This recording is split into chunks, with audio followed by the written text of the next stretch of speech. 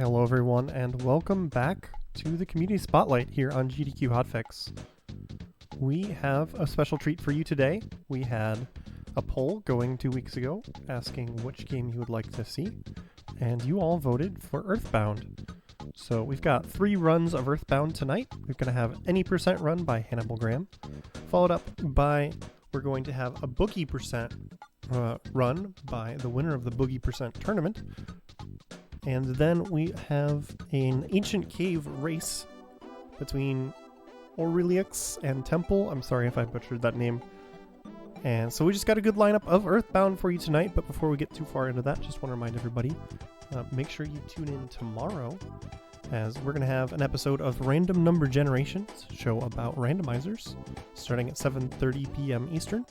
And of course, on the 24th, the games list for Frame Fatale will be released, and at that time, prize submissions will be open if you want to donate any prizes for the upcoming Frame Fatale. But just hello, Hannibal and Andy, and thank you for being on the show. How are you both doing today? I'm doing all right. Doing well. Thanks for having us. So, yeah, for sure. We've got 3 very different runs of Earthbound today. What can we expect to see out of the Any Percent run? Well, there's going to be heavy glitches and manipulation for this run. It's arguably the hardest run on as far as Earthbound's concerned. It's very specific on your inputs and your movement. You're basically walking a tightrope the entire time.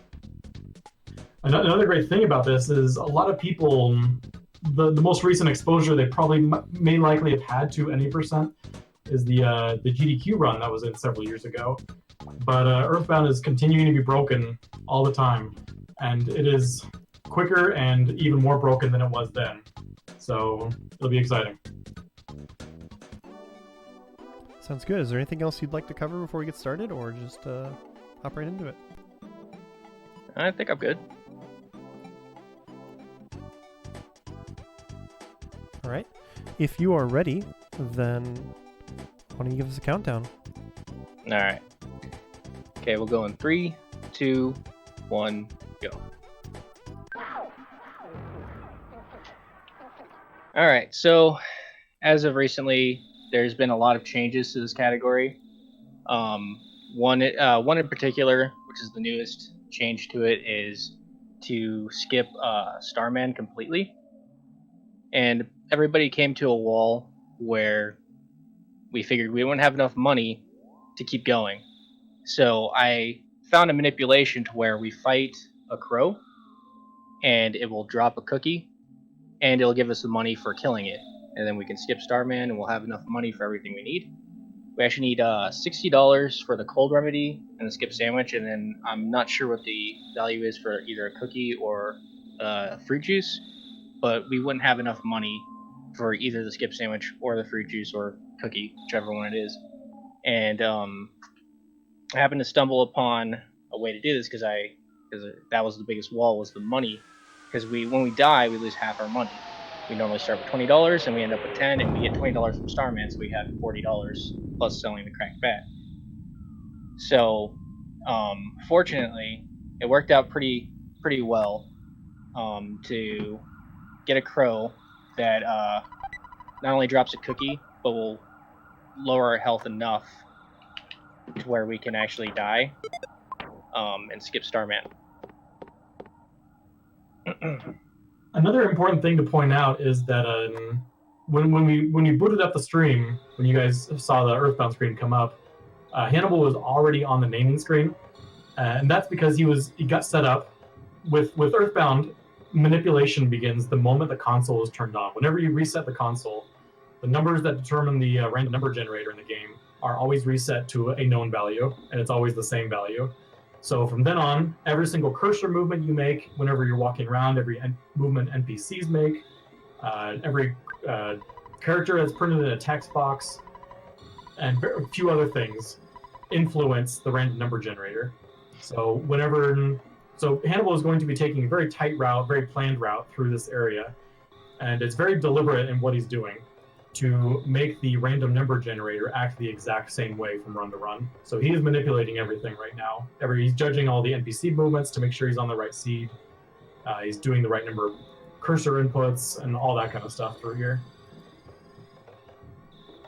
Yeah, and I'm taking this very safe, not doing it like I'd be doing a speed run, because you can easily drop the manipulation if you drop an input, do a wrong input, walk the wrong way, get snagged on a wall. Like, just about anything can ruin the manipulation. How much margin of error do you have on the manipulation early on? Very little. Yeah, it also depends on what area you're in. Like, if there is an area with an NPC moving at all, if you see an NPC anywhere, his actions have to be very precise. But if there is an area that he's in that have no NPCs, it's much more generous. You Yeah, just have to make sure that the NPCs always load and unload after making the same number of movements. Yeah, as long as you're not like walking back and forth without NPCs on the screen, the manipulation shouldn't fall off. Like, because there's RNG 3 lines all over the game which influence RNG 1 and 2, which is what they have been deemed. And you can imagine the entire game is a 64 by 64, a bunch of boxes of 64 by 64 pixel areas, and they all have a line all the way around those boxes, and every time you cross that box, it advances RNG 3, which will in turn advance RNG 1 and 2. And so as long as you're not constantly walking over those and you're doing them specifically, you won't be advancing RNG if there's no NPCs around. So this next little area that Hannibal is going to be going through is the first time where there's enemies going to be spawning, and you'll see some enemies kind of spawn off maybe off the sides and stuff, and he's going to be moving through this and opening and closing the menu occasionally to also influence enemy spawns ahead of time. Yes, and this is where that crow is going to come in. I'm actually cutting out one of the ABs we would normally do here and fighting this crow up here. And this fight is a very new development within the last, few months or so. That I believe you were the one who routed this, weren't you? Yes, I was. So this is really the first time anyone has really done this in any kind of run. And this is to set up a skip of Starman Jr., which is kind of what we theoretically knew you could do it, but it didn't really make sense to do it at all. But Hannibal somehow came up with a fabulous manipulation that sets you up in a perfect spot to do a death warp past the Starman Jr. trigger, so you never actually fight Starman Jr.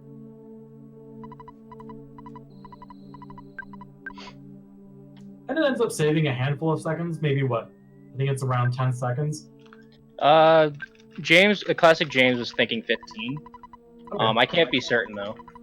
So you'll notice there's a dog just south of where Hannibal is talking to Picky right now, and that dog is what he's going to use to death warp. Because as soon as you grab Buzz, spawns are turned off.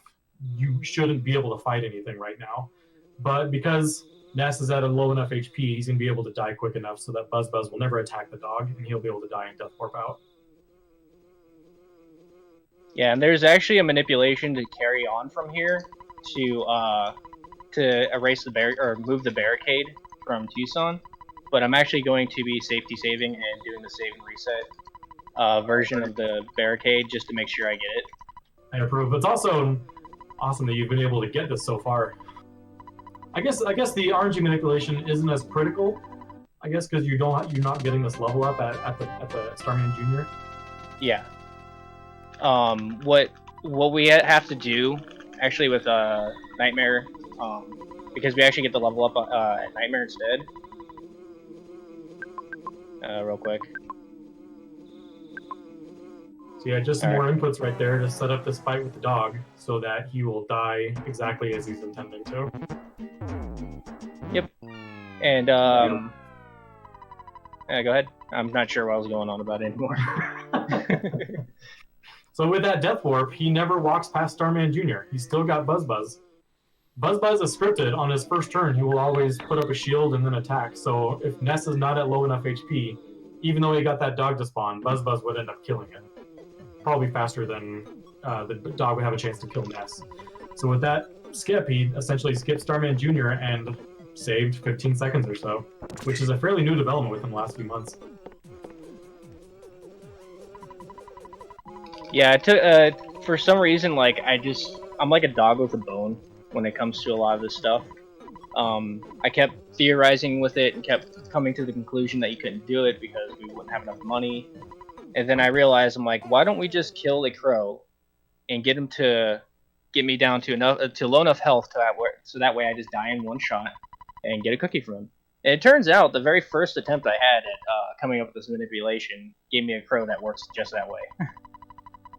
I just want to point out again, what you may not have realized is that Hannibal is still technically manipulating right now. From power on until he died to the dog, every single movement, every single input he was doing was manipulating every single thing that that is affected by randomness in the game. So if he accidentally put in an incorrect input, he accidentally cursor run, he accidentally walked incorrectly, it would have actually required a reset. So it's awesome that he was able just to do that. I know we do it so constantly that it almost becomes second nature, but the fact that he still just pulled it off right there is really awesome.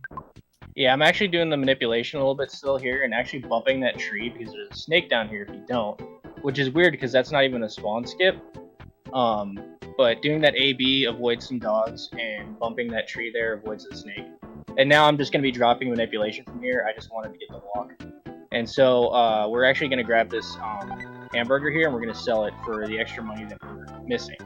We actually have $61 in the cookie, so we have $1 more than what we're required to finish this run. Mind if I go ahead and set up this next glitch that you're about to do? I'm sorry, go ahead. I'm sorry. If I go ahead and set up this next glitch you're about to do? Yeah, sure.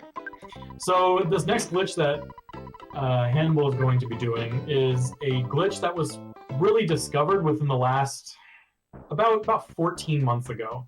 It's very new, and it allows you to skip all of Onet. You no longer have to do Frank and the punks. You no longer have to do Giant Step. You no longer have to fight the cops. You just skip Onet, which is something that we didn't know how to do for years and years. And a taster discovered that if you load too many sprites on the screen and then force one more to load, the newest one to load, once there's already 22 sprites in memory, the last one to load will instead end up loading where the first one that loaded was. So in this case, by manipulating the RNG and getting all the punks to spawn in a certain way, we're able to manipulate the spawn table, or the sprite table, and get the barricades as he turns south right here to load in a very precise order so that the bottom right barricade has no room in the sprite table to load. So you see the truck right there just disappeared. This barricade disappeared and is able to just walk right out of here. It looks super trivial, but it's a very precise movement and everything, and a very precise order of loading the sprites in memory to get everything to load correctly, and then that bottom right barrier to load absolute last, and then the sprites swap locations. Yeah, unfortunately, the manipulation beyond the barricade didn't work. I was actually practicing this beforehand. Ooh, that was close. Unfortunately, it didn't work, so I ended up getting spawns. I had to practice this a lot beforehand, and it was working, and just this time it didn't want to work. Yeah, I just saw a question in chat about a single character names. Yeah, the reason you do that is whenever a character is printed in a text box, the random number generator gets queried and gets advanced one. It doesn't matter what character is printed, just that it's a character. So by setting your character names to single characters, single letter names, manipulation will be consistent from run to run. And I'm actually doing another safety save here just to make sure I don't if I mess up the cliffs. Yeah, exactly. Because once oh crap, I gotta withdraw $1. See, that's So how much do the characters' names get said? Because I know in some RPGs the single character name when it gets drawn character by character like this also saves time. Yeah, that's definitely a factor. I mean, it's been known for a long time that the shortest character names will save you time. I don't know exactly how much time over the course of a full run, but I would say it's not insignificant. Probably a handful of seconds over the course of a full run. But your name is printed hundreds of times. Every round you take in battle, I think every round you take in battle is probably the biggest influencer of the number of times your name is printed. Yeah, especially with this category, since you get into a lot of fights, or like a lot of long fights. Oh crap. So right here, Hannibal's in Tucson right now, but we don't want to be in Tucson. We want to go to Threed. The thing we want to do right now is everything that we're doing right now is just to get to a set of stairs as fast as possible, to use the stairs to get out of bounds in Earthbound. So everything we're doing from here until the stairs is just getting to the stairs. And Hannibal right now is just clipping through these cliffs. The way their bounding boxes are set, if 2 diagonal tiles are set to not be collision boxes, then you can kind of wiggle through them at an angle. This one that he's on right now requires the skip sandwich to do.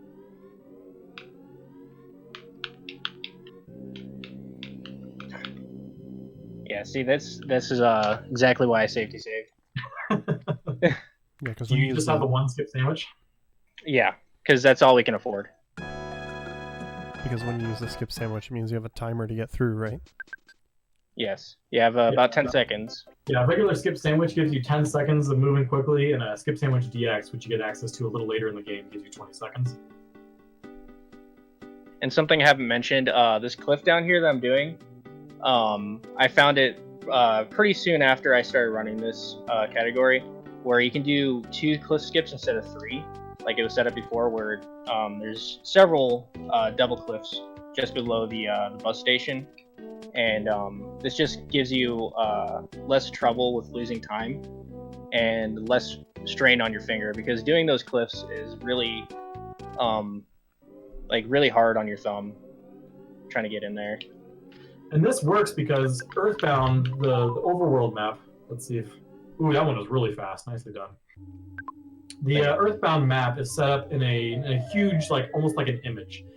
And whenever you're in a certain area, sometimes those areas are connected in certain ways that maybe share tile sets or things like that.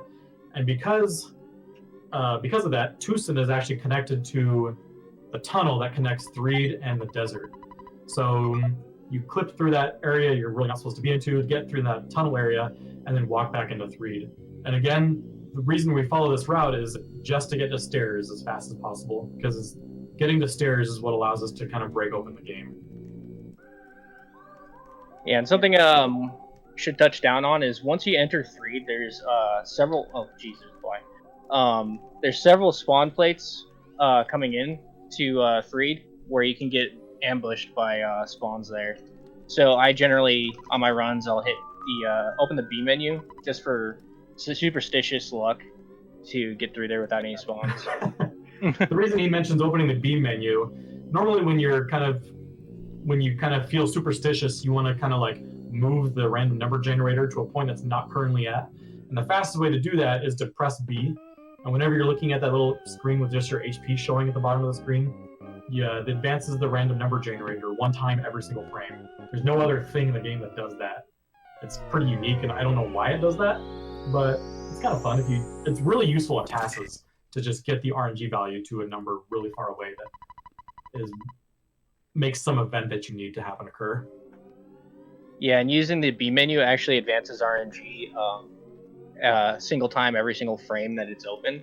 So in a task run, you can actually make use of that and get the RNG manipulated quicker, because it takes a lot less time to just let the RNG flow through the B menu than it does to do inputs. So we're at winners now, and what we're going to be doing here is we're going to get the pop gun from the locker, and we're going to sell the pop gun, the broken spray can, and our BBR, or big bottle rocket, to get enough money for 2 skip sandwiches. And we're going to do a couple more cliffs here. Yeah, and the cliff skips that Hannibal will be doing here were discovered at the same time the barrier skip was found in Onet. It was discovered by a tasser, and he just posted on the forums, and he was like, "Hey, look what I did!" And it was just another skip that just kind of broke open 80% a little bit more, and it looks similar to the cliff skips he did in Tucson, but mechanically they're done differently, and it kind of abuses the way that rounding is done, rounding in the math sense, to force yourself slowly through a cliff.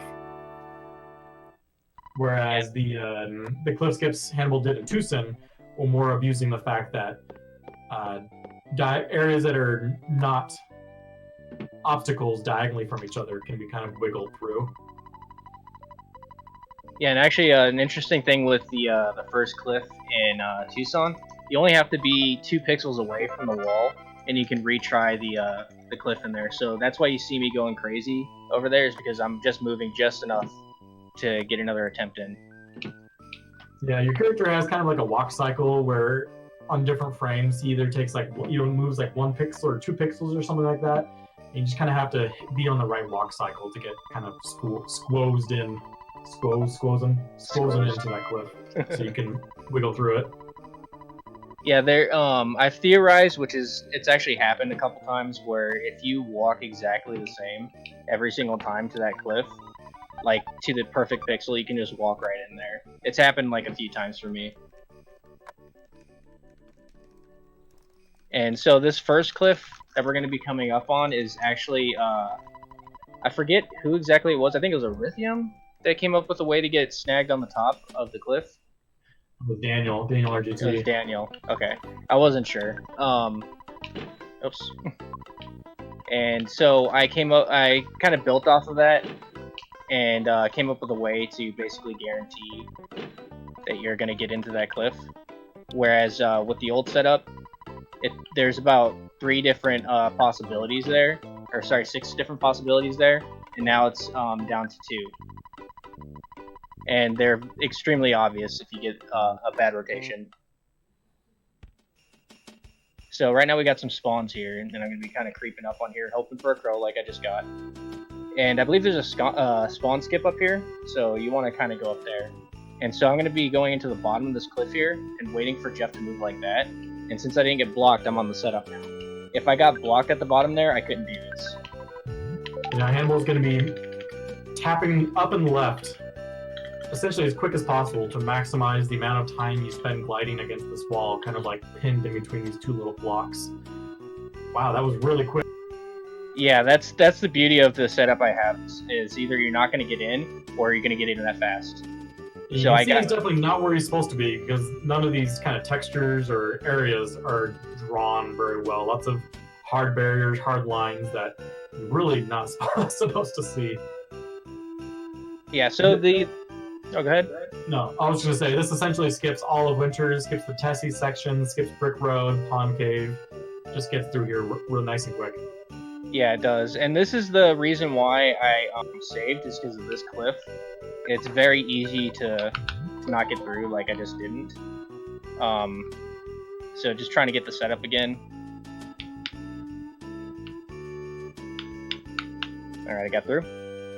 Okay, so that cliff is just one of those it's different than the first one you did in Winters. It's just one of those diagonal bounding boxes that are open, so you're just kind of wiggling through, kind of similar to in Tucson. So here, Hannibal is going to be doing a very lengthy RNG manipulation. He hasn't been manipulating since he got out of Onet, but here, he's going to be doing heavy manipulation to get out of bounds a couple times, and to go all the way to kill Nightmare. So he's resetting to set the random number generator to the expected value, so he can start manipulating again. Yeah, this is probably the longest bit of manipulation there is, especially if I decided to manipulate Dark on it. It runs about 13-14 minutes for this section. Yeah, and that's 13 to 14 minutes that I would argue are more difficult than Onet. Oh yeah, and the most difficult part I would say about this particular section is getting the out of bounds in the summers, because that's very well timed. Like, you have to wait for this ghost that we're gonna have haunting us to go around and pass Jeff's head, and then go on the steps at the perfect time, so that way we're on a within a pixel range on those steps when we get the message for having a cold, so that way we go out of bounds. That's generally how this is going to work. Is there's a certain limitation to when you enter a set of stairs where you don't have control of your character, and when you get a message like somebody dying or a cold or a dad call, anything like that, it'll put you out of bounds. Yeah, it just kind of interrupts that animation, and Earthbound wasn't coded to continue the animation if getting onto the stairs was interrupted. So instead, it just allows you to move wherever you want. And since I mentioned a little earlier that you can imagine Earthbound is just a giant image, and So if you kind of like walking to the edge of an area, you see a black area. If you could kind of walk over to that area and use the soundstone, using the soundstone allows you to kind of like reload where you are and reload that area. You can be in that area, and it allows you to essentially get out of bounds and go literally anywhere you want. Yeah, and so right now we're actually still looking for an NPC to figure out what inputs I'm going to be doing. There's this guy in front of this greenhouse. We'll see him on the second pass. Is what we want to see. Is relative to where he is going to dictate what inputs I do. It's only a variation of one, but that's enough to ruin the manipulation. I don't think anyone has ever figured out why this happens. It's something to do with maybe the movement of the Skyrunner or something. Something is influencing the randomness that's outside of our control during this little cutscene that can shift the random number generator by one further or one less than where you expect it to be. Yeah, it seems that Dr. Swellman, since he just recently picked this up, he believes it has something to do with Andonuts. And he's been saying like, oh, I seen Andonuts do this thing, and that's why I thought it was ABAB. And it turns out it was, like, when I was watching and he wasn't, it wasn't ABAB, and he was going based on Andonuts. Interesting. So I mentioned a little earlier, everything we were doing was just to get the stairs as fast as possible. And here, underneath the graveyard, there are stairs. So crashing in here gives you access to those stairs. And the first thing we're going to do is get set up to clip out of bounds with something to interrupt the text. So he's going to be intentionally getting into a fight with this ghost and zombie combo to both manipulate and get a secret herb from the fight so he can resurrect someone a little later, and get somewhere. Does everyone die here except Ness? I believe so, yeah. I'm gonna let this roll so we can focus on this fight.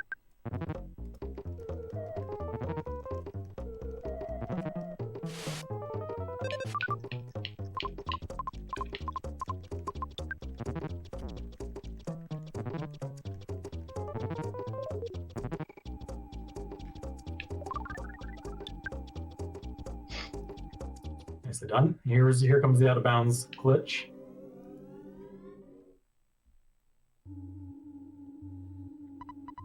Nicely done. It's a very tight timing right there. I'm going to be quiet right here again. There's another really tight timing here in Summers for him to get out of bounds again. He's going to use the ghost as a visual cue to figure out exactly when to get on these stairs.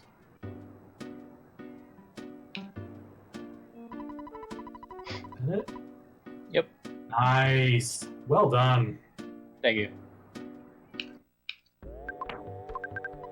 Alright, so that had to be done differently than the original because we actually have one more HP than we're supposed to have, which surprisingly for some reason has you die sooner.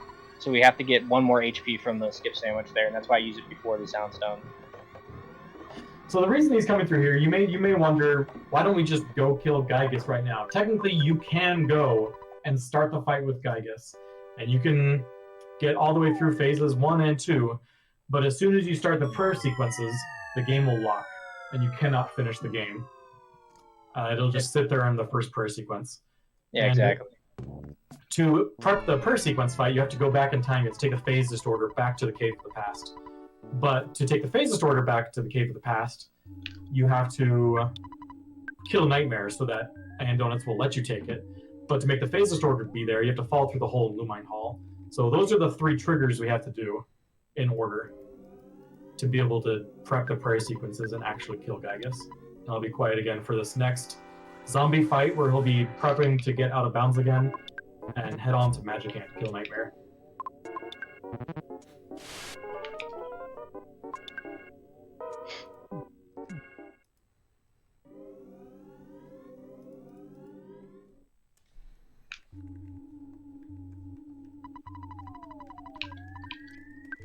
Nice. Hannibal, you're making this look way too easy. I actually came up with... go ahead. No, this is seriously, like, it's unbelievable how easy Hannibal is making this all look. All these manipulation sequences and everything are extremely, extremely difficult, very intensive to get good at this, to get consistent at it, and Hannibal is just making this look very trivial. Thank you. I actually came up with the setup with that, so that way I have the longest distance from here to the grave to make sure that works.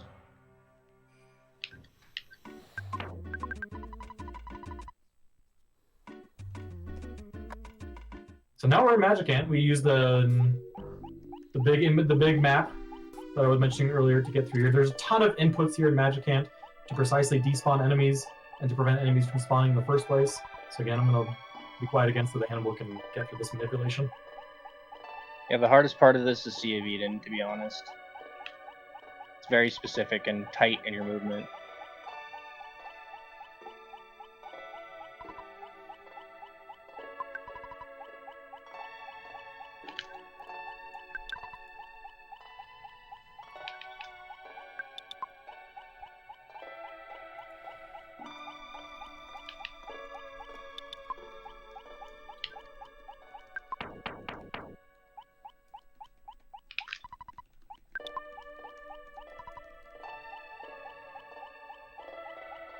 Alright, this is the part I'm worried about.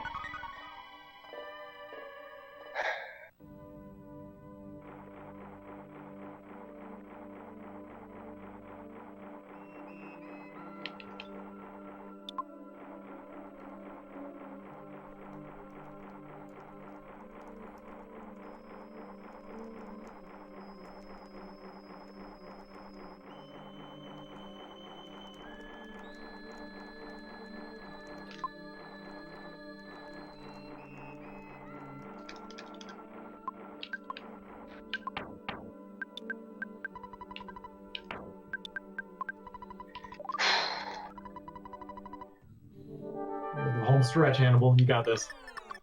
That's right.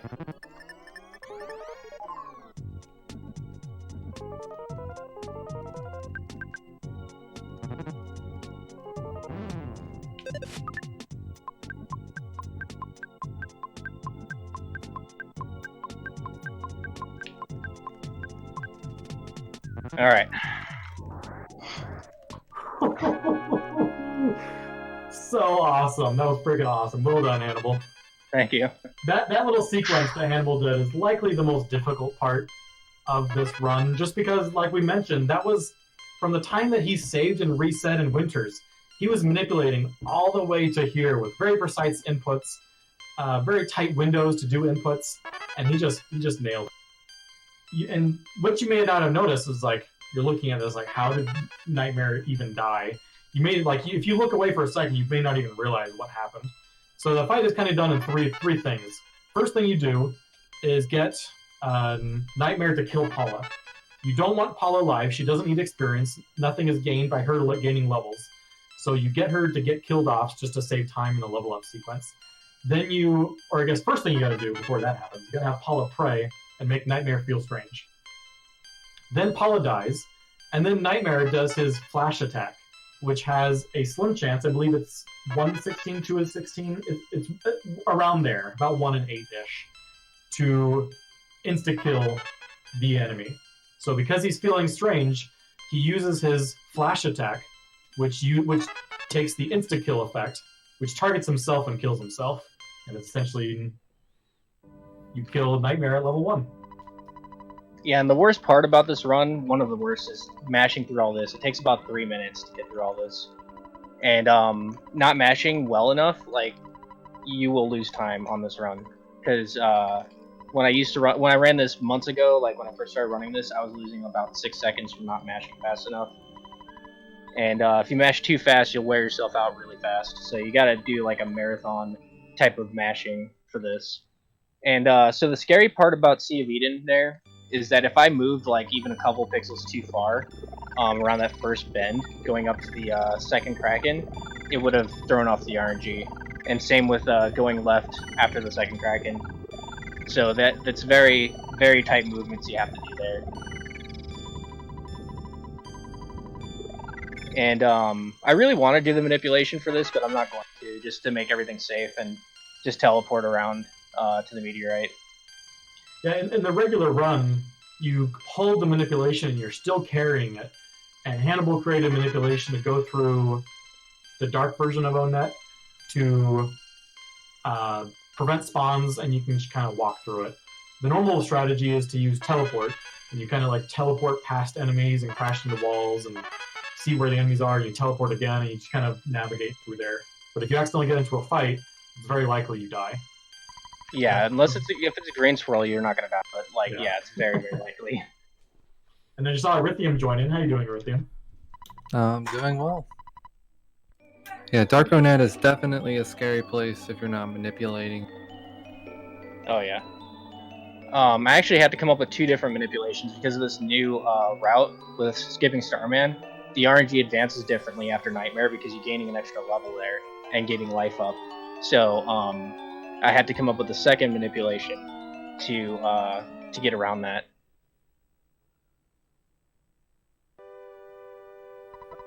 Hannibal, if you end up pulling off the Gygas manipulation first try, you're gonna be seconds off of a record. I know this won't be a record because you did the safe way of doing a net barrier skip, and you have to reset once in twosome. But this is at most going to be maybe a minute and a half off a record if you just go straight here to the end. Yeah, I mean, if I did the manipulation, definitely. But if I'm gonna save and teleport, I'm gonna be losing at least 30 seconds doing that.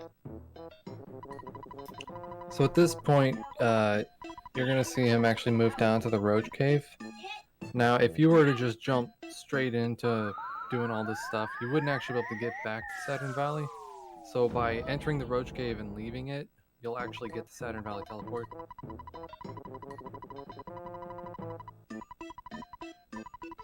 And we mentioned earlier, I just want to kind of go over those triggers we were talking about that were required to beat the game.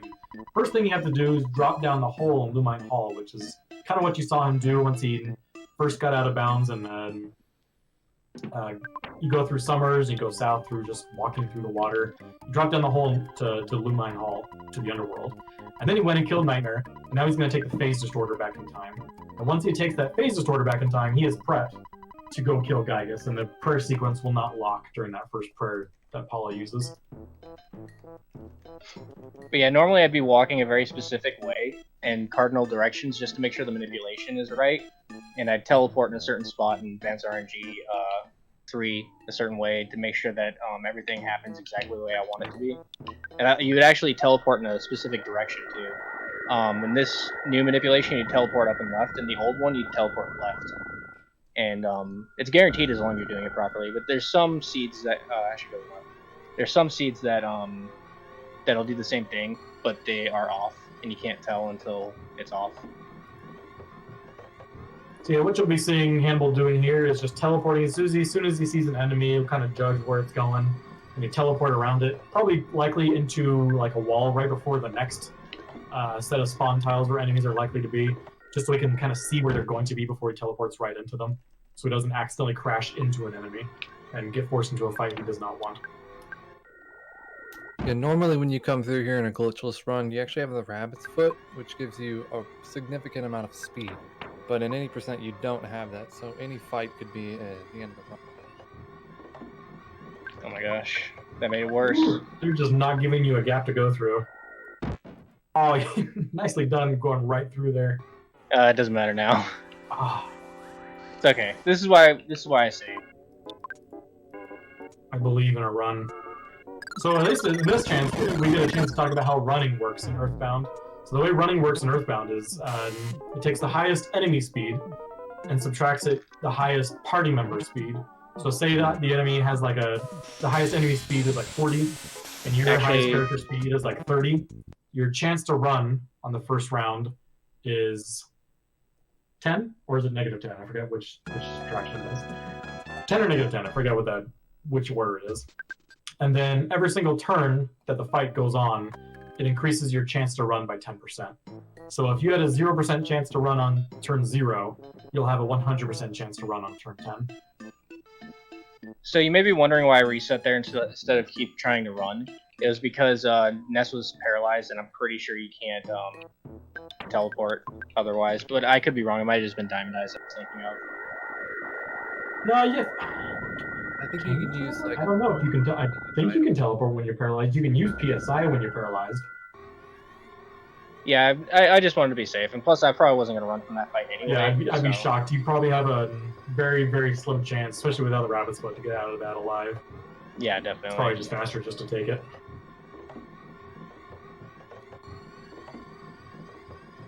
Whoa, that's a lot of stuff.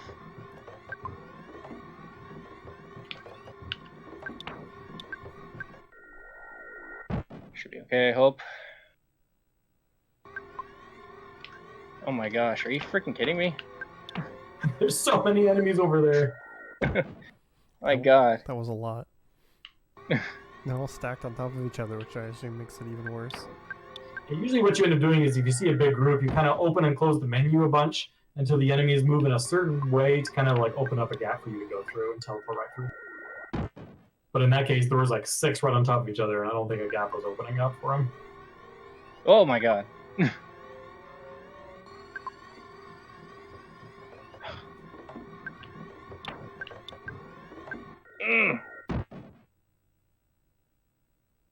Okay, we got a green. That's fine. Yeah, so as long as 99% of fights, if you get a green squirrel, it's a guaranteed run. This place I is think not the being only very exception forgiving. is scripted fights, right? Yeah, scripted fights are enemies that are scripted to be, or enemies that are scripted at one point or another. So like cultists, there is a fight or a couple fights that are scripted. So it makes it so that all cultists are scripted to be unrunnable. Well, that's a weird last diamond over there. I ran into the wall. Yeah, it's pretty rare that happens, but it can. Alright, so now we got it.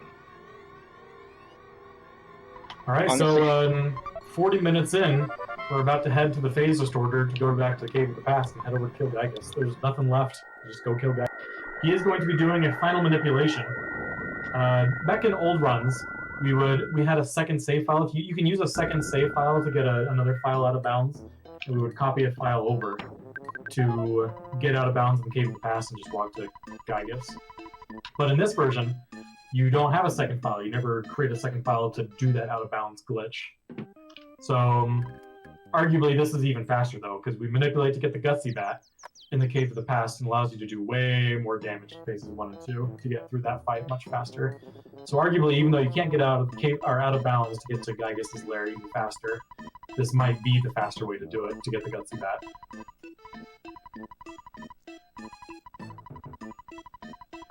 Yeah, unfortunately, there's no way. Like, even if you could route it optimally to use the legendary bat or the Magickin bat, it wouldn't be worth it over the Gutsy bat. Like, even if you're doing like a couple more damage, it might save you a turn if it was the same amount of inputs to make those smashes happen. It would take literally hours to reroute that fight and the walk.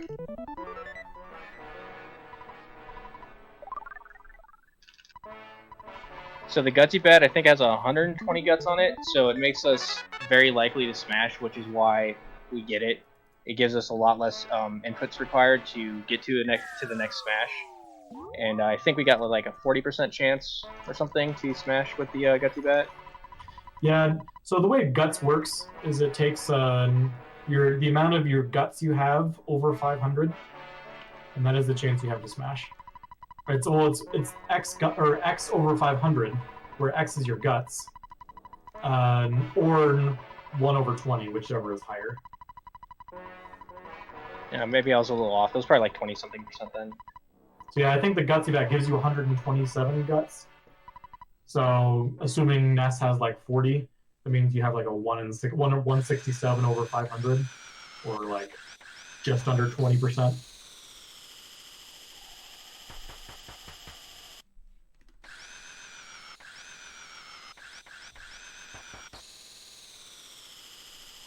So the rest of the game is going to be manipulated from when I reset the console, and I'm going to be doing more specific movements and inputs. I was actually having a bit of trouble entering the second area where the Kraken is during some practice, so hopefully that doesn't happen again. I just want to point out and have you look up to the top left side of the screen where the estimate says 120. Hannibal's about to kill that estimate if he can get this first try. 120 is a very conservative estimate because you have to look. If you remember in significant sections of this game are manipulated. If you get 10 minutes into a 13-minute manipulated section, you have to go back and redo that 10 minutes you just did. That's why this estimate is 120, but Handle is just making this look so easy.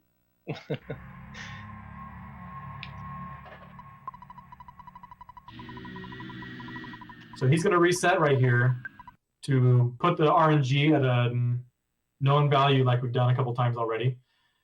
And he's going to begin the final manipulation to the Gygas kill. And on the way to the Gygas fight, he's going to be fighting a Bionic Kraken, which has a 1 in 128 chance to drop the Gutsy Bat, which is Ness's best weapon.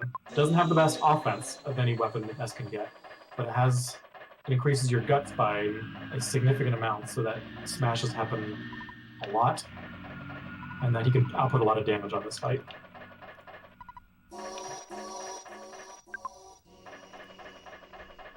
There's lots of inputs occasionally to get enemies to despawn ahead of him. Yeah, his movement through here is very specific. Just a small deviation could throw it all off, because there's a lot of enemies that can be off. This is an expected enemy. This is the Bionic Kraken. He's doing a bunch of inputs and having a bunch of text printed on screen so that as soon as you start a fight, its drops are determined. So as soon as he got into this fight, it was rolled that he would have the Gutsy Bat. So he's going to use Jeff to spy on him, take the Gutsy Bat from him, and then move on to Gygas.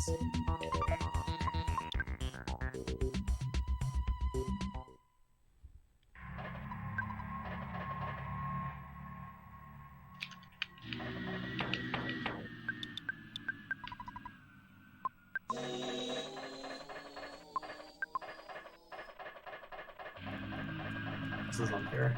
So good. So Hannibal making that whole little section look easy. There's no enemies spawned in here, but the movement is still... It's a little tight, but it's a little generous. You just have to take the corners tight so you don't cross too many RNG 3 triggers and advance the RNG a little too far. Yeah, I took one of those turns pretty loosely, but it should be fine. You can actually be 1 RNG advancement behind RNG 3 and it's still fine. So the first round of this Gygas fight is the most important. He's going to be doing everything in a very certain order. Characters are going to be dying in a certain order. Paula's going to pray, make everyone fall asleep. Ness is going to be the only one that wakes up. So that turn 1 ends with a woken up Ness and Gygas and Armored Pokey asleep. And you have to make sure not to mash at all when Jeff is dying. Very important.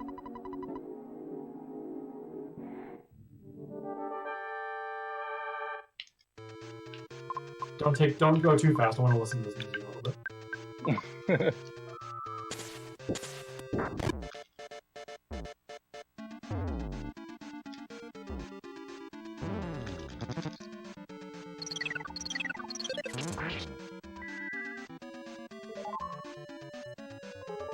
Everyone asleep. That was a perfect round 1, so he knows he's on the right seat. Everything happened exactly as he was expecting. So from here on out, it's just the correct movements for each round.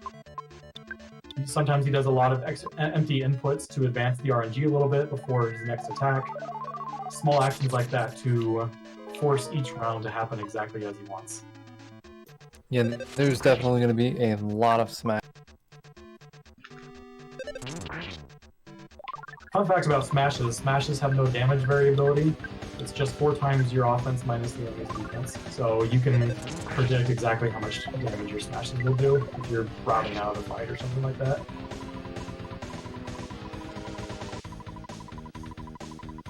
It's round 1. Yeah, I probably went over this fight like 20 times earlier. So yeah, that was a super fast phase 1. Armored Pokey has 2,000 HP. And then phase 2, Gygas also has 2,000 HP. And then it's on to phase 3 where Paula just has to pray her way to victory.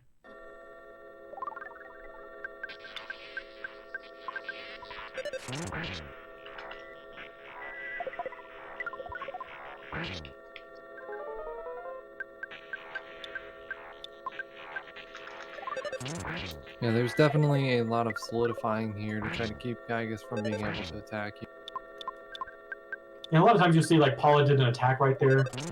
Little things like that were routed into the fight just to get the RNG to move ahead a little bit so that the next round was favorable.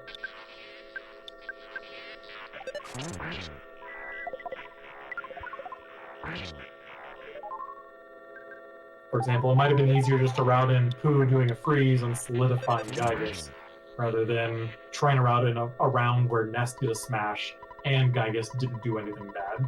So you just make it a little easier on the routing. So through phase 2, and now we just got roughly 7 minutes of phase 3 to get through all the prayer sequences. Paula gets to pray to all these people she's never met to help her.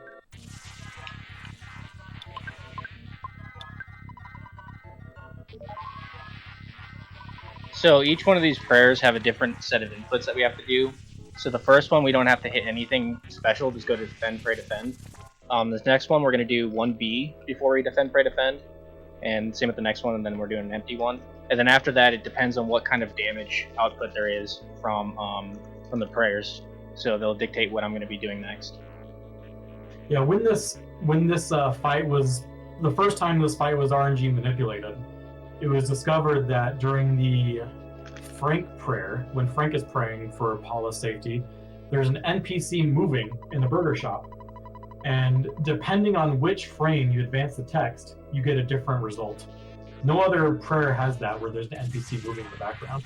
So you use the damage that is done following that prayer to determine which RNG scene you're on, so you can adjust the next round accordingly.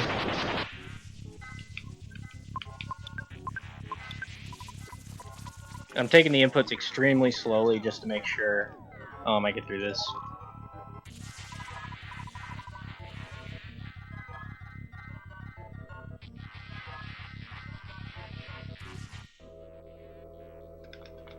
And those bless RNG spams, love it.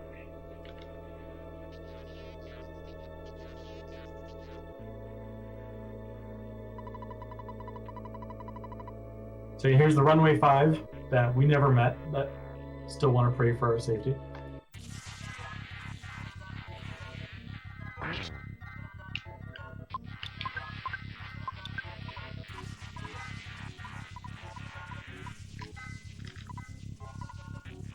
Alright.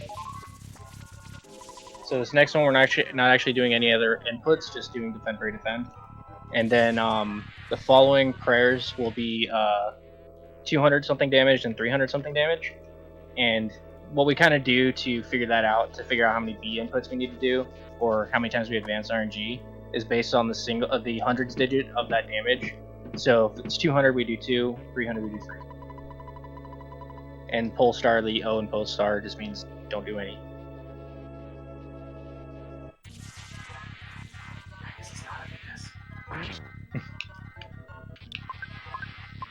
He could be. No, I'm just kidding.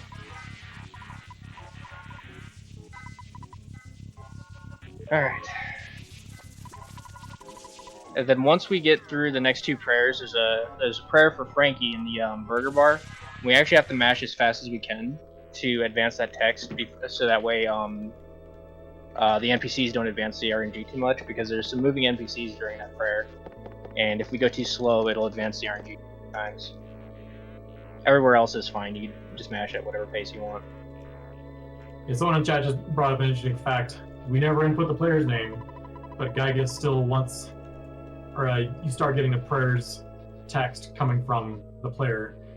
And thankfully, the game doesn't break when it's trying to reference an empty player's name. It just has an empty string.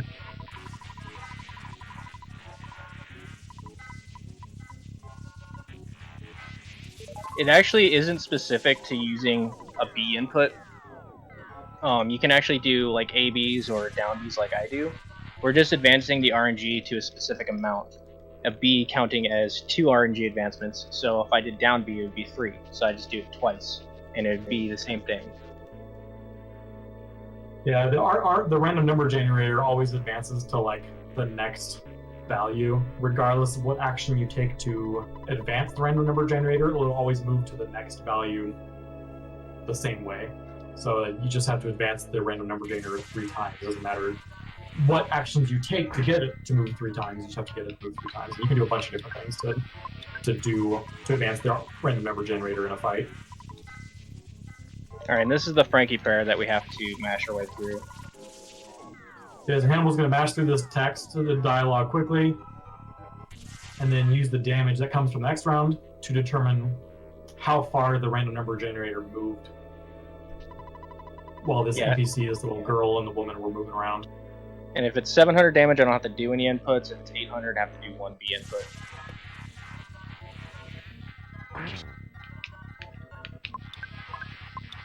And now the Mom Prayer. It will determine my next 2 turns.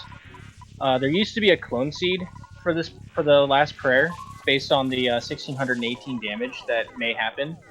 But during one of my runs where I lost a like 49 flat months ago, I got the clone seed, and then I was on emulator, so I rewound the emulator and just kept checking to see if there is a way to have a certain amount of inputs that would work for both seeds, and I managed to find one. So now with this category, you can't drop a run at the end of it anymore.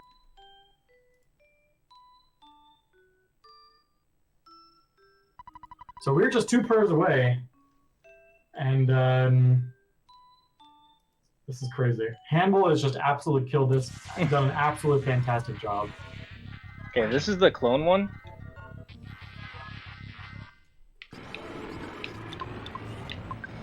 And so the next turn, we used to have 1B input for this one, and you'd randomly get that clone. But I turned it into 4, and now we don't get the clone at all.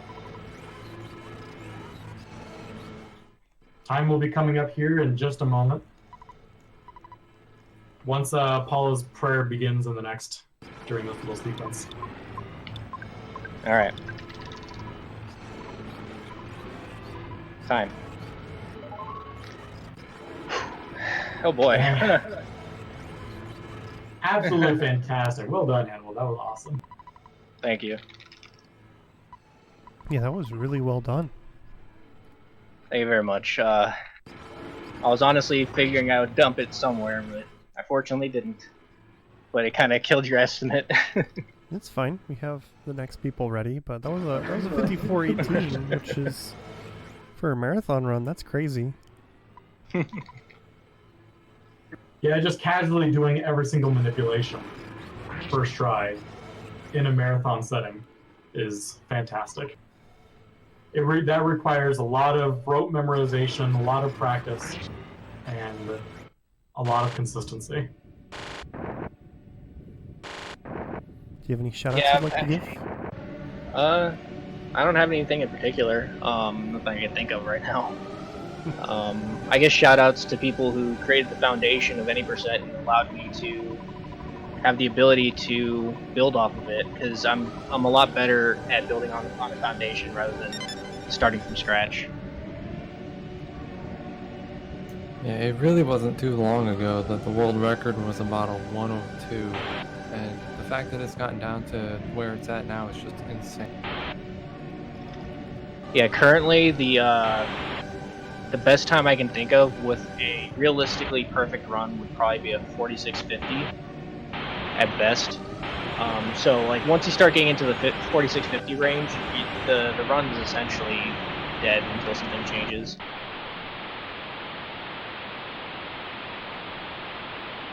So I just would like to point out for people who watch this, if you want to get into Earthbound, they've got some pretty good guides and resources on their speedrun.com page. I'm going to drop it in chat. It'll be in the YouTube description as well. So unless you have anything else you'd like to say here at the end of the run, we'll wrap this up. Get ready for the next one.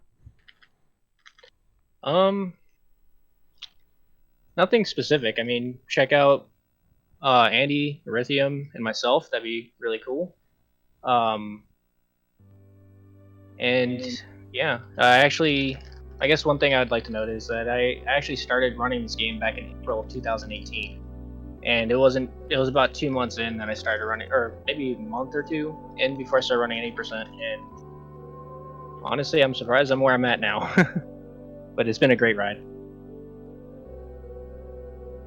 Well, thanks so much. Or 2019, sorry. Thanks so much for doing that run for us, Hannibal. Make sure everybody stays tuned. We've got Boogey percent coming up next. If you're not familiar with what that is, we'll explain when we come back.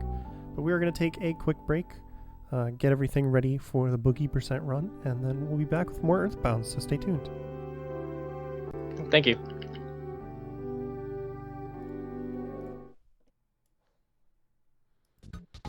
Alright everyone, and welcome back to the Community Spotlight. We just had an excellent any percent run by Hannibal Graham. Absolutely destroyed that run. Got so many things so fast. That's such a hard run. Really impressive. If you missed it, make sure you go back and check that out on YouTube later, because it's definitely worth it. But we've swapped over. We've got Boogey percent with the winner of the Boogey percent tournament. And we're going to be helped out with commentary by Arts and Crofts and Earthbound. Just as a quick reminder, this is the Community Spotlight, where you get to somewhat decide what we'll have on this show. Every once in a while, we'll put up polls on our Twitter, and you get to vote on which game you'd like to see. Currently, there's a poll up that you can find by doing the ! Spotlight command in chat, and it's between The Witcher 3 and Shovel Knight. Both games have a pretty big resurgence in interest recently, because one of them has a show, and the other one just got a new expansion. So if you want to see one more than the other, go make sure you take a vote.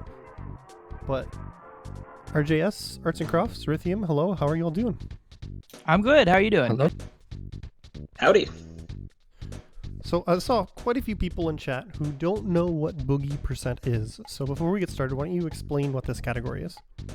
Sure. Boogey percent is basically like the community's intro category to speedrunning, kind of like Kefkat Narsh in Final Fantasy VI.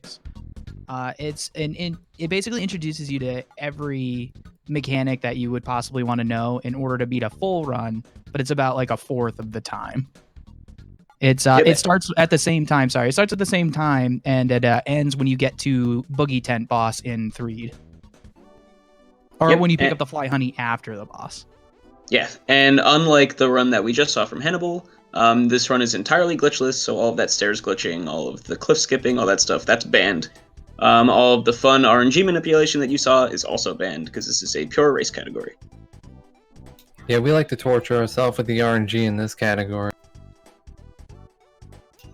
But Yeah. yes, Boogey percent is a great race category for, just short little runs. And if anybody's interested, there's plenty of Boogey guides we have available. It's just a great way to get into the.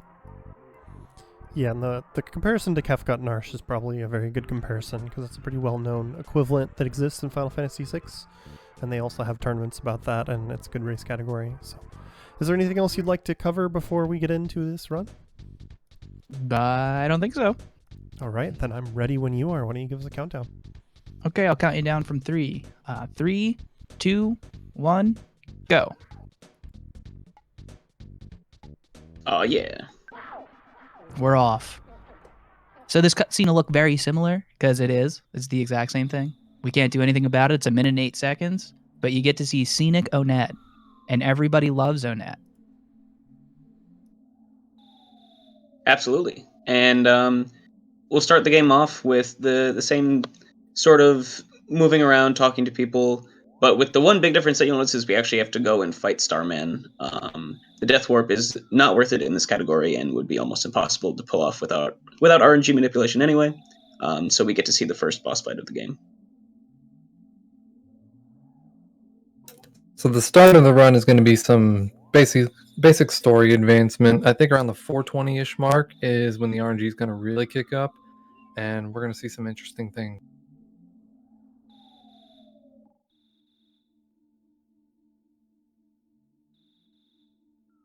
All right, so first thing we're going to do is go and get the bat, just like in Hannibal's run. And then we'll head outside to go talk to Pokey. See if I can push the buttons correctly.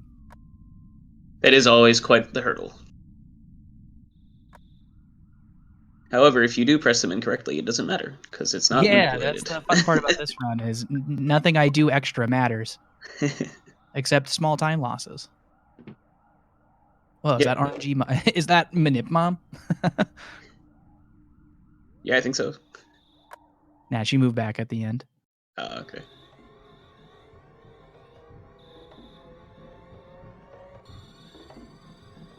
Yeah, so the beginning here, there's not much going on. Most of the most of the things he's doing here are just optimizing movement. You'll see him try to glide off as many things as possible, just because it, cuts the distance off between 2 points as short as possible.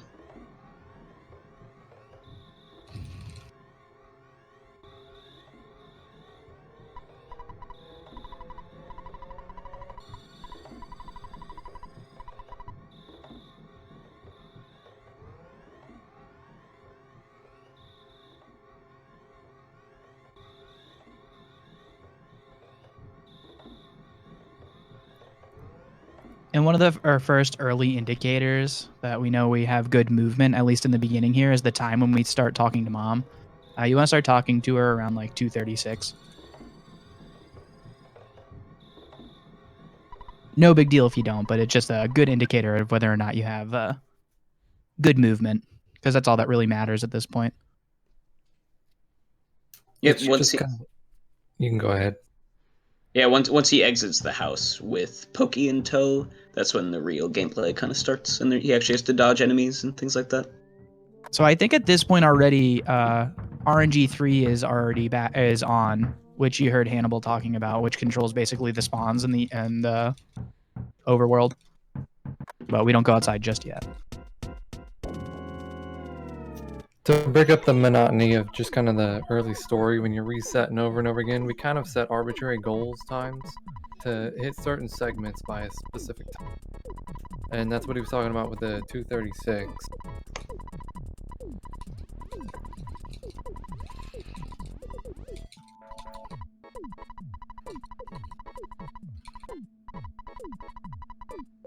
All right, now we don't have our jammies anymore. It's serious time. We've got a backpack. We've got our hat. It's time to go.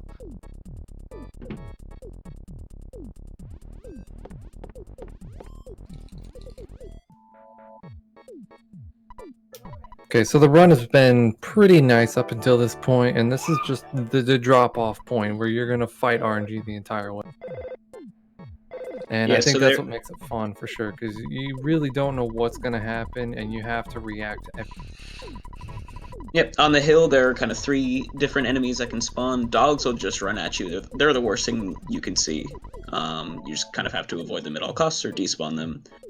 Crows are slow and move weirdly at you, so they're pretty easy to dodge. And then snakes, like you just saw there, you can do what's called stutter step them, where they only move when you move, but they only start a couple frames after you do. So if you start and stop your movement very, very quickly, enemies like snakes won't actually follow you. So getting a crow at that particular spawn plate is really nice because it's, oh god, it's 100% spawn plate. So if it's a dog, you can't really manipulate its movement. Oh god. I'm not gonna chance that. This is a really, oh my god. Stop. Jeez. That was a pretty great dodge though, not gonna lie. Please. All of the animals of Onet are conspiring against me in this moment. So he's doing a little movement there where he goes left. What he's actually doing is going far enough off screen. No way. To spawn the enemy, and because of the small issue with the game, right, I'm gonna have to take a it fight actually here. won't respawn that. Okay, well you. I don't think I've ever been pincered on that hill before. That's pretty rare for sure. It's just extra experience for the sharks. It will give me more health for the first shark fight, so it's not the worst thing in the world. But I did take a hit, so it kind of stinks. Maybe we'll get lucky and get like an RNG butterfly. So something you can do is you can actually stop in at the burger shop and buy a bag of fries.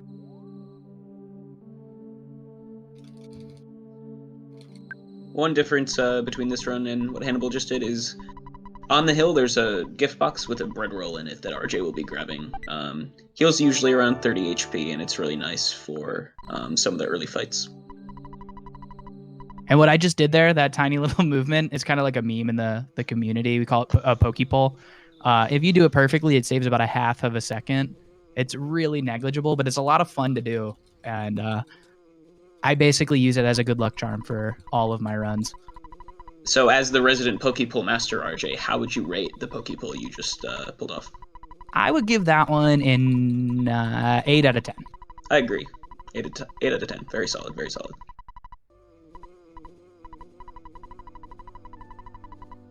Just some more story advancement here. Him telling you that Gygus is attacking, you're the chosen one, have at it. But we don't really care about that. The real enemy is Boogey 10.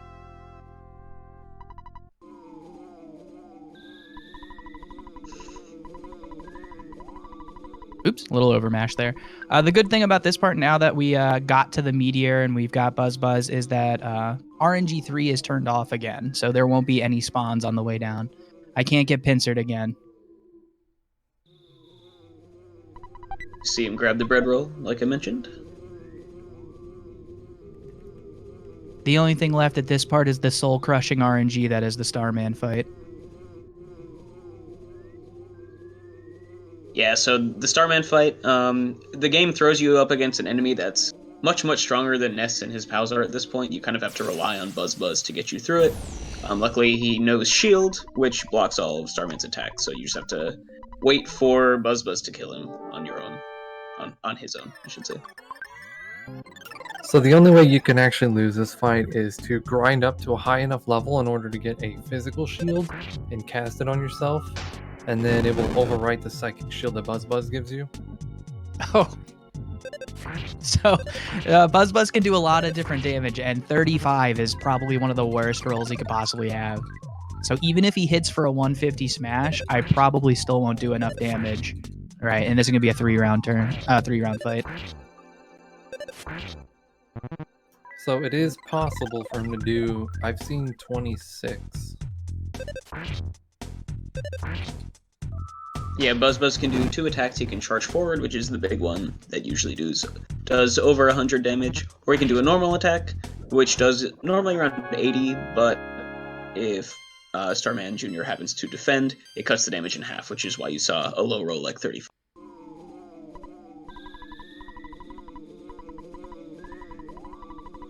But we're through the first boss fight of the game, and now we get to go into Pokey's house and watch the demise of Buzz for the second time tonight.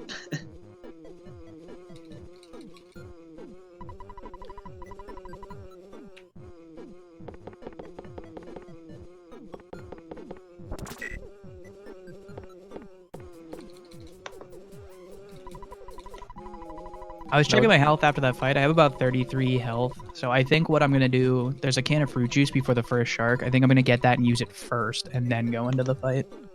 But first, we need to get F's in chat for Buzz. Why did the good die young, RJ? It's the everlasting question. Now, it doesn't happen too frequently, but it is possible for both of these NPCs to move in your way, and you just can't do anything until they... Yeah, I call that linebacker Lardna.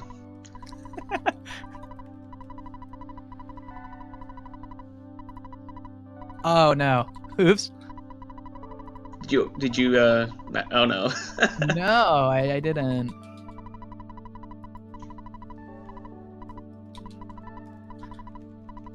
So a fun thing about mashing through large monologues like this in Earthbound is they like to mess with you and change when you need to be hitting the yes inputs and no inputs. And I kind of zoned out for a second there, so I hit yes to a no question and had to hear his whole dialogue again.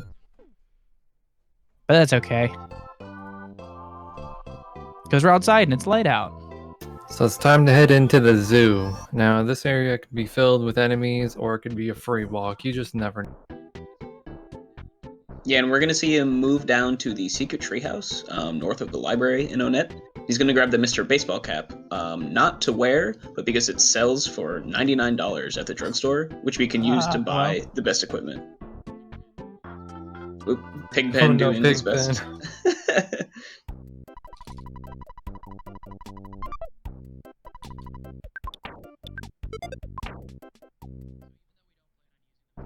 So even though we don't plan on using the Mr. Baseball cap, we equip it for ease of menuing during chopping. I missed the trash burger, but now we got it.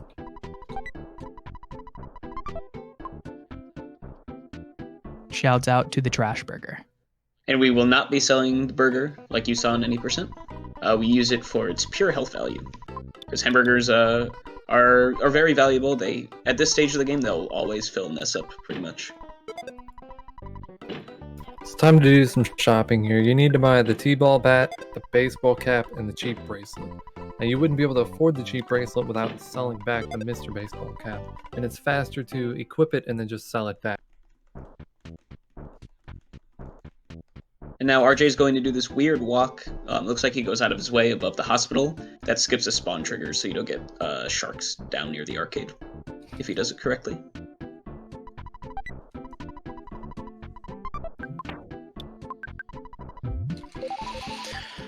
Alright, well, since I took the dogfight, this fight shouldn't be that scary, especially with a first turn miss there, but in regular runs, this guy could just kill you straight up. And that was actually a pretty good fight. We ended with a lot of health, but I won't get a level up from this fight. Or do I? And it's the next one. No, it's this one. Yep, and these Pokepunks have a 100% chance to drop hamburgers, which we just talked about are very, very useful. So that's one of the reasons why we fight them.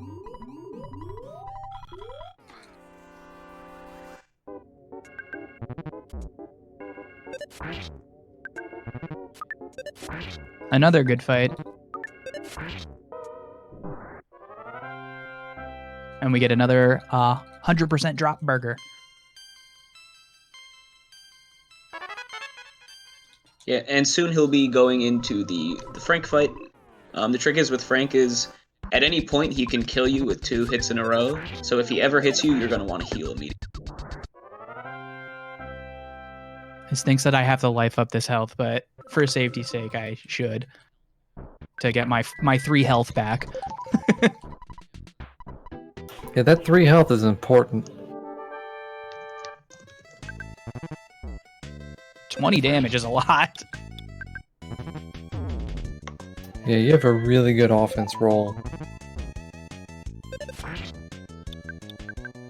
And you saw, one of the cool mechanics in Earthbound is what's called the rolling HP meter. So sometimes you'll take mortal damage, but as you'll notice, your HP will tick down to 0. So if you can get a move off, like a killing blow or a heal, before you die, before your health meter hits 0, it'll allow you to take that action. So we abuse that in these fights to get off moves at the last possible second.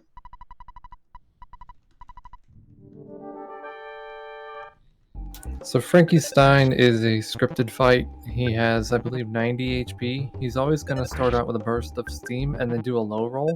And then he's going to do a burst of steam and then a low roll or a high. So we can kind of use this knowledge to help us determine what turns we should heal on or try to bash it out.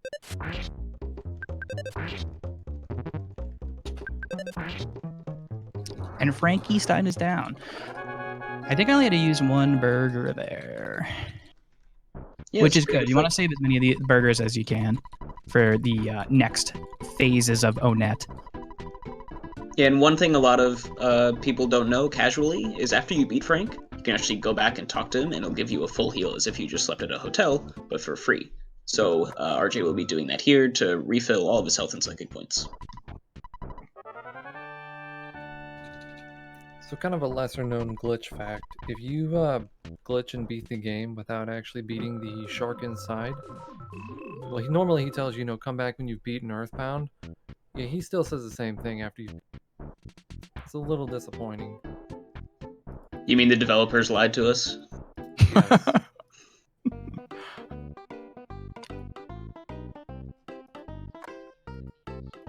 So continuing the theme of story advancement in Onet, we are now in the mayor's office so we can get a key that'll let us into Giant Step, where we will begin the only grinding section of the entire run for Boogey and full glitchless. Yep, so RJ's going to need to hit level 8 before the next boss fight, Titanic Ant, because at level 8, Ness learns his signature move, PSI Rockin'. So in order to do that, he needs to kill at least 22 enemies in Giant Step. And the fastest way to do that is grinding slugs. Oh gosh. Yep, the slugs spawn in packs of at least 4, and they're pretty weak on their own, so makes it for quick experience.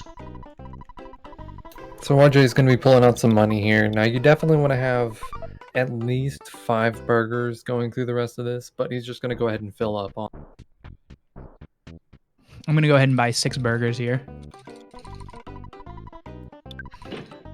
If you're going for a PB or world record, a lot of the time people will skip buying burgers here. It's super dangerous, definitely not marathon safe, but it saves, you know, the 40 seconds to a minute that it takes to buy burgers here.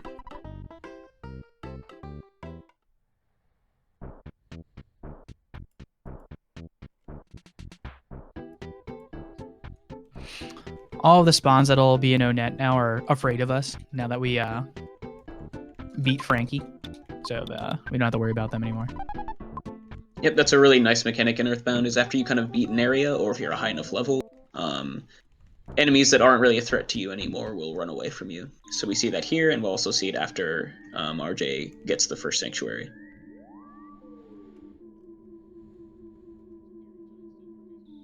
So here in Giant Step, RJ is going to be looking for little black dots that are sprites. Those are the slugs. On the first floor, those are always going to be slugs. On the second floor and above, they could also be black antoids, which are a lot scary. They can call for help. They hit a lot of, and they can life up. So the safe is to grind on the first floor, like you see him doing. And we got our first slug cut. Oh, good. First turn miss.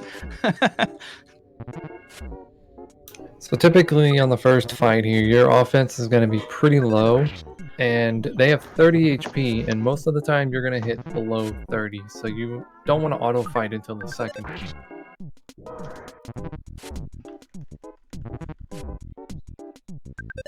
Or you can just do what I do and auto fight all the time no matter what, and hope you get lucky.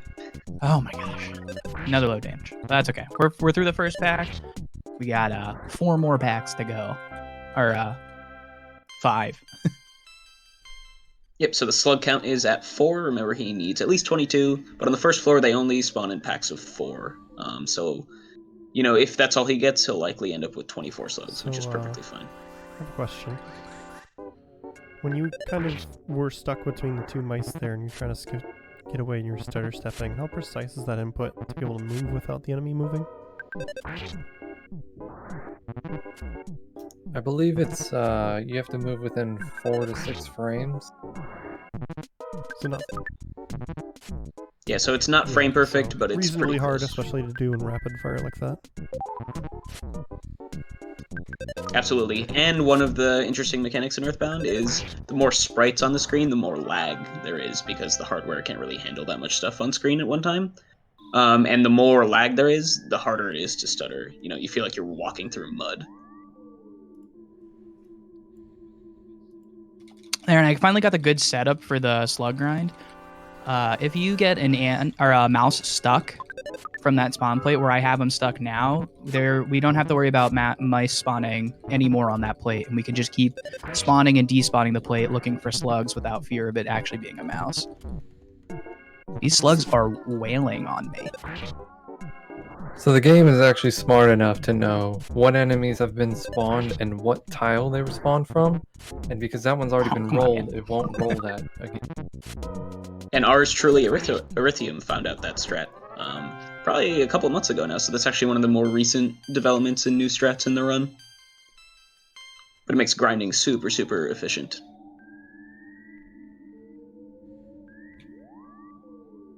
So what RJ's doing here is he's actually crossing an RNG3 line, and every time you cross an RNG3 line, if there's a spawn plate, I think 2 to the left and then 3 to the right, it'll roll that counter, and if you hit that roll, it'll try to spawn something.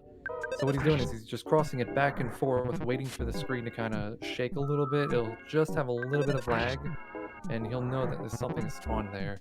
But by crossing it, you know, just the smallest amount, he can just rapid fire try to reload that plate. Great smash. Yeah, smash for posterity. Ooh. So you have 21 offense, right, from that smash? Hey, nice miss. Dude, lots of misses. So when RJ hits level 8, we're going to pay close attention to how much offense he gets from that, because if he has 24 offense or above, he can instant win fights with single Antoids in the top floors, which makes it a lot safer. You don't have to stutter past them. Because as another cool mechanic in the game, if you enter a fight with something that is, significantly weaker than you, the game will just instant win it. You don't have to go into the battle screen at all.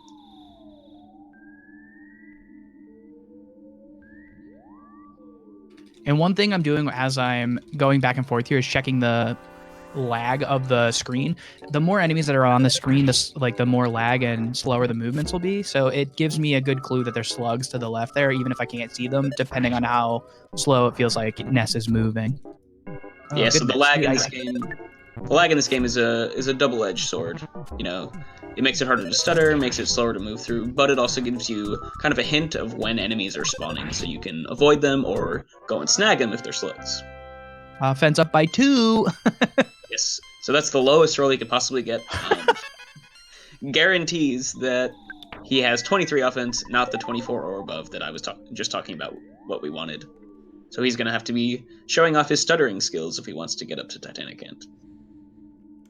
Hey, look, more slugs. Just when we wanted them. Not.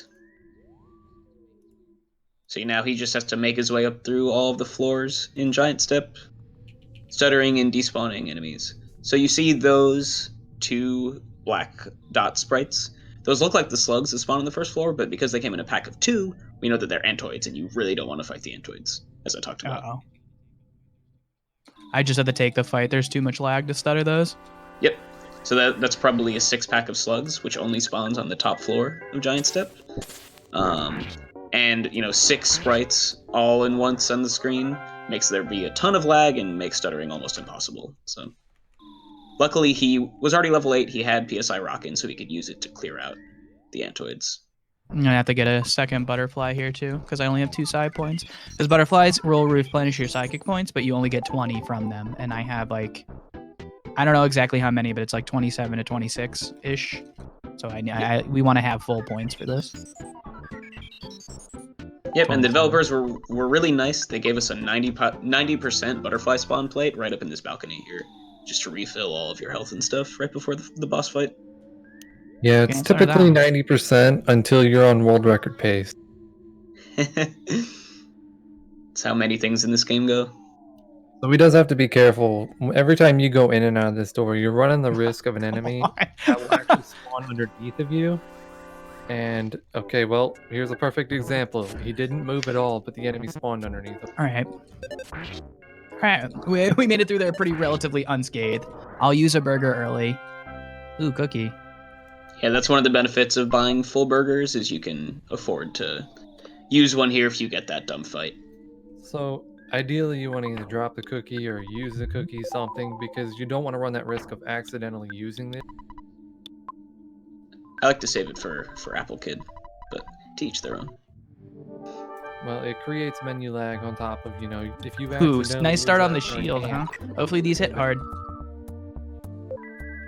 So 84. a shield is a physical shield, and it actually halves the damage that you do. And Titanic Ant has 235 HP you gotta knock down. On top of having a few different moves he can do. He can do a shield, he can do defense down, he can magnet away your psychic points, or he can do a low or high roll. And he's a very scary. So we're about 200 damage. This would be 220. Shit. Oh, wow. That was a really good fight. Yeah, that was great. Even with the shield. So what was that? 2 rockins and two hits and he was dead? Or 3 hits? That's almost about as efficient as it gets. Yeah, that's how you dream it up. I didn't see. He did a shield, right? Did he use it on an Antoid? Yeah, he must have used it on an ant because I was doing 25. I was still doing in the high 20s damage to him.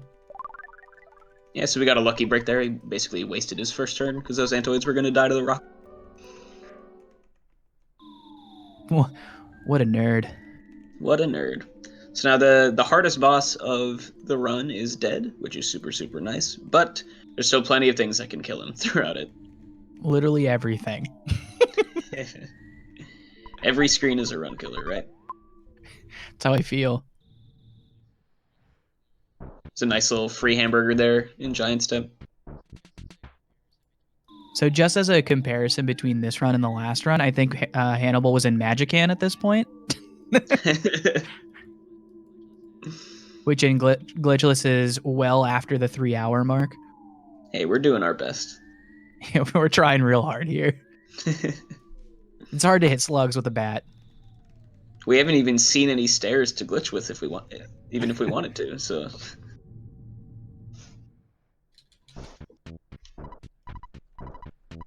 It's actually faster to say no to that cop, tell him you can't read, an act of defiance, and a good speed strat. it's a good life lesson right there. Tell anyone you know that you can't read. Saves frames. Worked for Floyd Mayweather. Just reminds me of like the Fallout speedruns where being very stupid saves time because then people solve puzzles for you. Oh, that's amazing. I didn't know about Yeah, that. Fallout 1 and 2, if you have really low intelligence, they'll just open up puzzles for you. I wish real life That's worked like amazing. that. So coming up here is the Cop Gauntlet. RJ has to fight 4 regular cops and then their boss, Captain Strong, at the end. Luckily, he's got a pretty full inventory of burgers, and he refilled all of his health and psychic points when he got the Sanctuary. This is very much a battle of attrition here, though. Hey.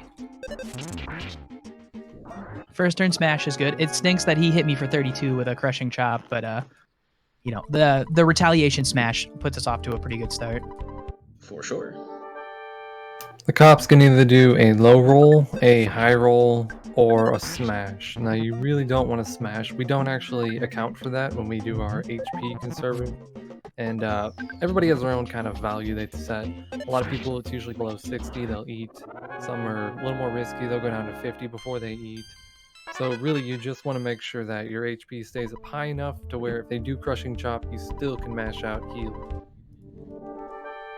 Yep, and kind of the sub goal of this gauntlet is to save 20 psychic points for the strong fight, because then you can just double rockin' him and hope it kills him. It doesn't always, but it should.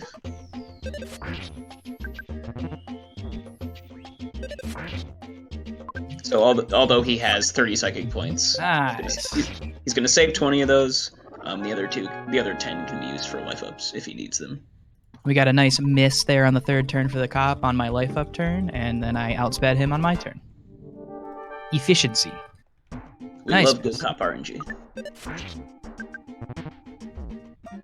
I'm going to be safe because I'm preparing for strong here. Yep, you usually want to end the 4th cop with as much health as possible just to make the strong fight safe. Yeah, 74 is a nice HP total to go into the fight with for sure. Yeah, so we still have 30 psychic points, so we could technically do 3 rock-ins if we needed to, or heal twice with life ups. Oh, well, I healed first. That's okay. Make this a little safer. Nothing wrong with that. 39's a weak hit, so nice. Yeah, strong is 140 HP, and you're hoping for at least a 70 average per hit. Yeah, And with Rockin' strong net.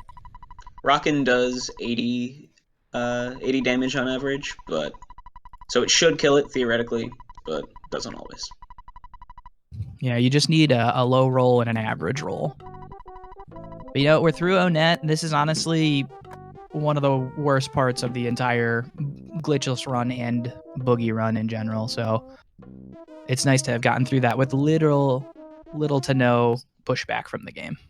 Yeah, once you get out of Onet, the life expectancy of your run increases fold. I'm going to grab the burger here. We like to call it the poverty burger. I think I still have 3. Ooh. No mushrooms.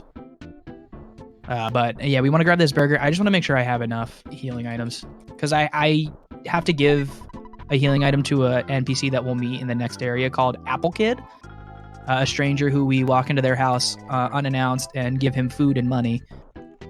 So I like to grab that in a marathon run or like even a race setting. Yeah, and this is the first part of the run that we see the mushrooms and the sprouts.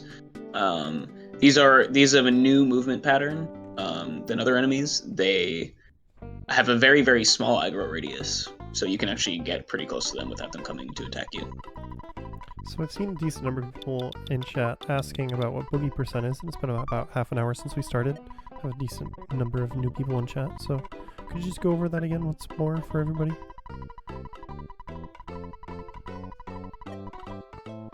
Yeah, absolutely. So Boogey percent is the community's race category. It's a partial game category that goes up through the first quarter of the full game. It ends when you collect the jar of fly honey after beating Boogey Tent in Threed. World record is 1 hour and 2 minutes. By you. Yes, by me. But yeah, and the glitchless world record is like 3.5 hours. So it's a much nicer way to start racing in this community.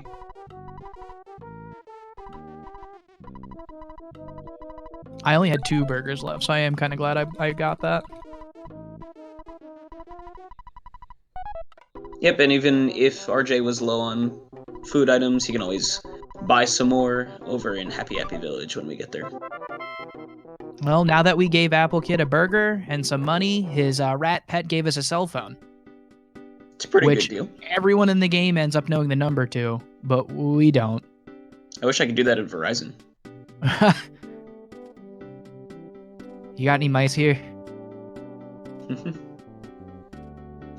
We're gonna grab that.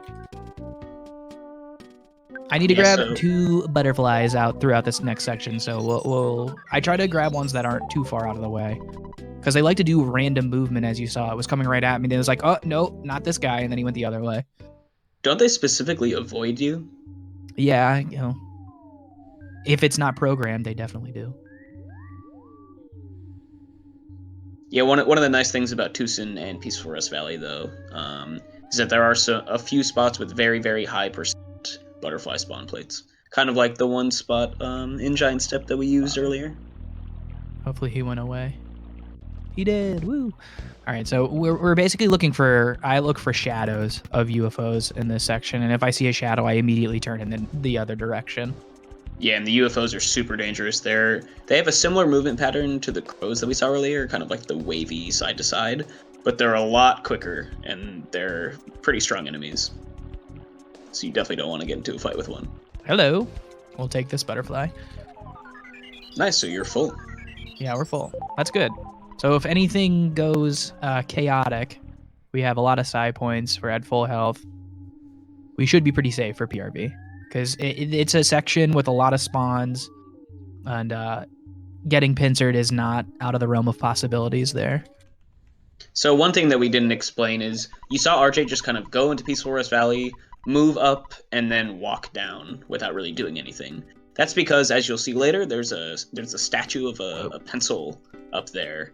And we need to load it into the game in order to trigger that phone call that we just got from Apple Kid. But we know how far enough we need to go to load it in without actually seeing it, so we save, a second or two. I did have a spawn below me there, but he was moving away, so I wasn't too worried about it. This is Berglund Park, where we have to meet Apple Kid, and one of the bad things about Berglund Park is that there's so many NPCs that there's always a lot of lag, so sometimes if there's a spawn near it, it's kind of hard to tell, so you gotta be extra careful. There's also a boss fight right above us that we're avoiding with Everdread, the leader of Berglund Park. But you can there's skip a ton of him lag. There has to be something out there, and there was a cop and dog. Yep, using the lag to our advantage. Gotta love it. It's still pretty crazy. Because you would think as the farther you get away from Berglund Park, the less the lag should be influencing your run. So as I got closer, it got way laggier, and I just knew. I knew it. And a fun thing about cops, since you can't run from the cops in the Onet police station, any cop sprite in this game is treated the same way as a fight that you cannot run from. So if you happen to get into a fight with a cop, you have to kill him. And a similar thing happens with the cultists in Happy Happy Village, because there are a couple scripted fights with them. If you get into a random encounter with a cultist, you can't run. And they are super dangerous because they can call for help, which is never fun. So the spawn plates in here are about 8%. It's a really low amount, but They feel like 95. spawn a lot more often.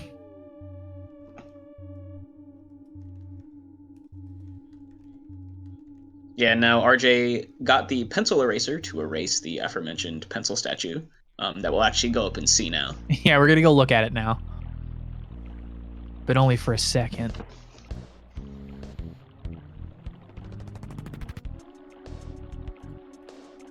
So yeah, PRV is definitely the most dangerous area in this run. You can get pincered really quickly, and all of the enemies here can kill you.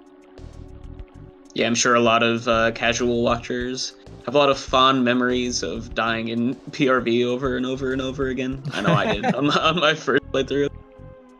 Here, let's see if we can despawn these to the right here. I think we can. He should be out of the way. And we're gonna do it. We're not doing it yet. I was gonna say I'm doing a weird move. Oh my god! All right, just kidding, game. I'm not. I didn't do the weird movement. I didn't do anything fun. We're not gonna talk about it. What I was trying to do there is go up towards that tree and make kind of like an obscure walking path to avoid a spawn trigger below. But the spawns were actually up there waiting for me, and nothing was below. So fortunate. There is another one of those that he can do over here, though. Yeah, the game has an off by 1 error. Whoa, I did not see those. Crossing tiles, and it is possible that you can avoid tiles altogether. So these trees are very, very slow, and you can outrun them, as we just saw.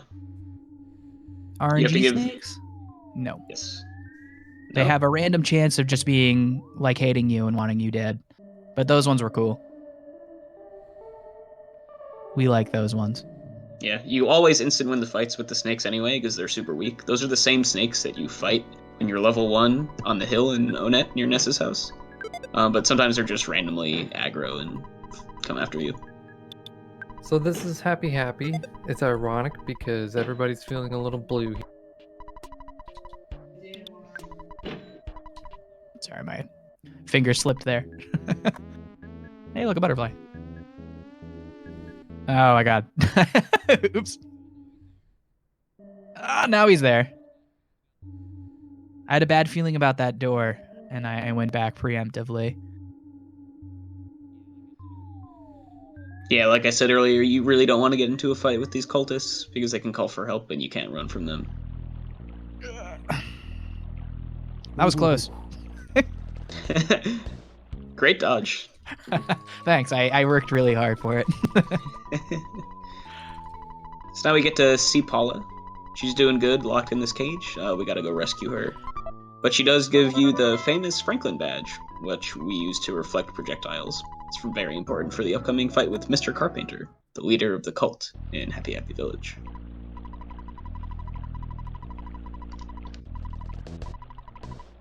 Also, here's our friend Pokey, our, happy neighbor, sicking some cultists and a crow.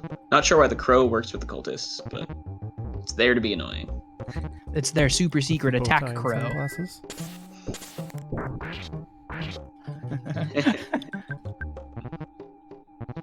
Yep, so the crows have really, really high speed, so it's likely that your rock-ins and your attacks miss on them, as we just saw.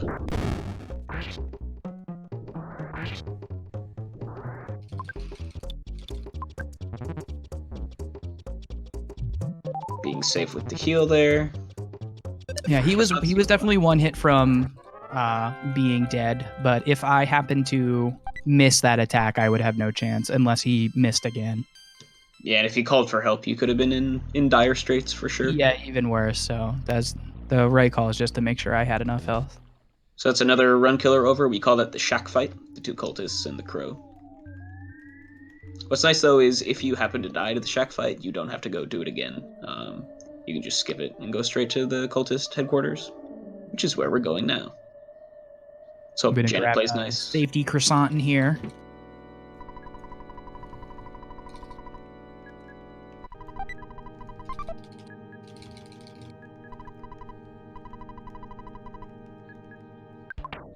Yep, so casually, this is kind of a big maze of cultists, but obviously in the speedrun, we know which guys to talk to get to move, to get to where we need to go.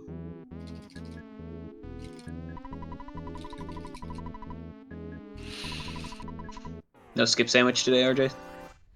Maybe on the way back. Hey, take that, cultist. Nice smash. Nice. Anything to get these guys out of the way. They could just call for help, and any one of either the shack fight or that single cultist could kill a run with relative ease. And if we die here, we have to go all the way back to Tucson and walk all the way back. So it's pretty much something we can't allow. Yeah, so Mr. Carpenter here is another scripted fight. He always starts out with doing 2 lightnings, which we have the Franklin badge to reflect. Then he will life up, then he will bash, and then he goes back to lightning, shield, bash, lightning, life up, bash, so on and so forth. Nice. 1 deflect. But for pretty low damage, he's probably going to heal most of this back, if not all of it.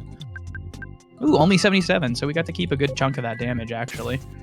Yeah, and it's nice that you had enough psychic points to use a rock in here for a little extra damage. Ooh, nice. Hey, pretty good fight. Yep, for sure. So now what RJ is going to do is he's going to go grab Paula from her cage and do a death warp. You might have noticed earlier he saved in Tucson. That's because right now normally you would have to walk all the way back through PRV to get to Tucson, but he can go and just fight a mole in the sanctuary next to us that we don't complete in Boogey percent, and die intentionally, just to restart the game right back where he saved and save all that walking. I'm gonna do it. I'm gonna grab this skip sandwich for the fun. Yeah, just for the fans. Definitely I don't loses know when time. we're gonna use it, but we got it. You can use it to dodge some stuff in Graveyard. Yeah, I could use it in Graveyard. And actually, during the whole Super Series, which was our community tournament where we have a bunch of people racing in Boogey percent, Which RJ won. it actually saved me more than once having that skip sandwich, which is kind of like a total meme, but it really did pay off in one instance. So Yep. If maybe you guys it's my recall, good luck charm. Yeah, if you guys recall from the any percent run, the skip sandwiches in speed for a short duration after you eat them. Normally we get that one in glitchless. Stupid menu lag. Ooh, nice. And you'll see, remember, RJ needs to go and die right now, so he's going to drop all of his defensive items, so the cheap bracelet, the Holmes hat that he just bought in Happy Happy, and Paul's teddy bear. Teddy bear is a cool item in the game. It kind of acts as an extra NPC that'll tank damage for you.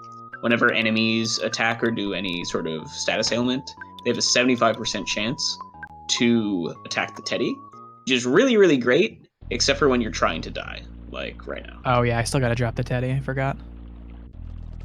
I got you. It is interesting they added in that the teddy bear can gut save. The teddy bear can gut save? Yes. I didn't know that. Yeah, so if you don't know what a gut save is, essentially every time you take more damage, you have a 1 in 20 or something to do with your guts chance of surviving with exactly 1 HP.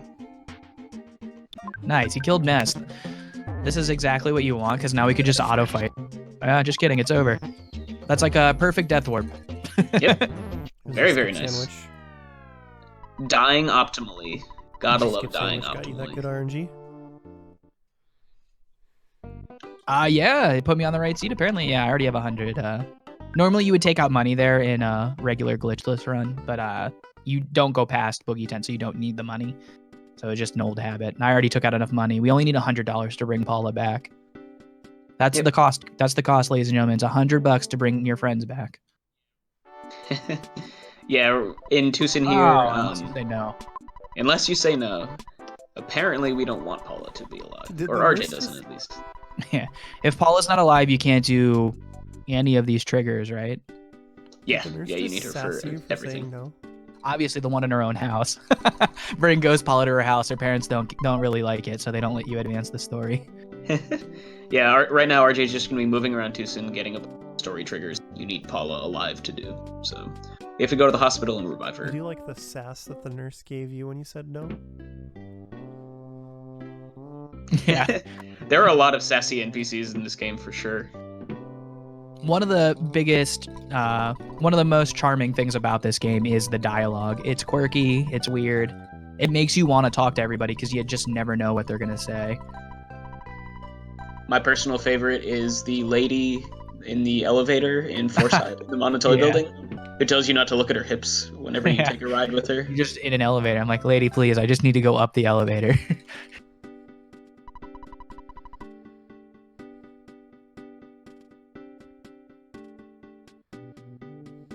So you're actually supposed to fight Everdred before you make your way to saving Paula, but because you don't, he still jumps off the roof and just gives you money.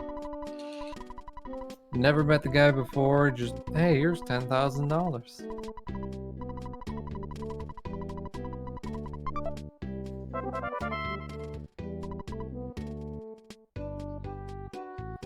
So I'm still in Tucson, even though we're done what we need. Well, I guess Mondo Mole's still here, but we did what we need to do to move forward in the story for the time being. I'm still watching out for spawns.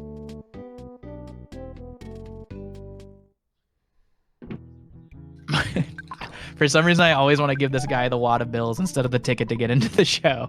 Just trying to flex my cash on him. Yeah, you can't buy your way into this show. Yeah.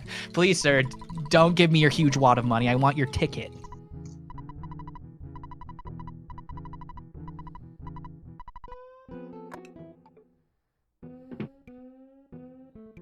All right, we got our first little input break here.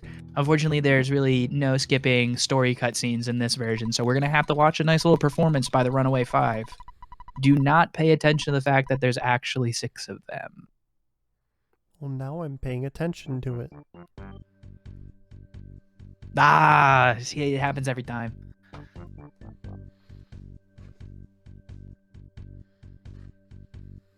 It's a pretty jazzy tune to listen to, though, so I mean, it's not the worst thing.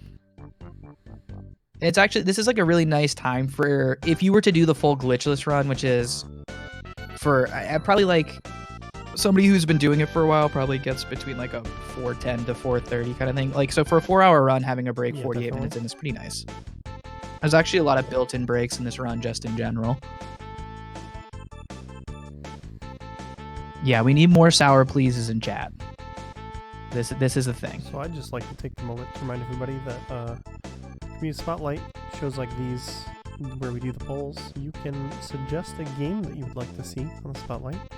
Type !Spotlight in chat. There's a link there to the current poll, as well as a form where you can suggest games that you'd like to see on the Spotlight. Earthbound was on the poll because somebody suggested it, so feel free to let us know if there's any game you'd like to see on the Spotlight in the future. So we got one more trigger to do here. And we have to free the Runaway Five from the shackles of this manager. And then they'll do us a solid and drive us to Threed. And I know what you're thinking. And the answer is yes. We do get more jazzy music.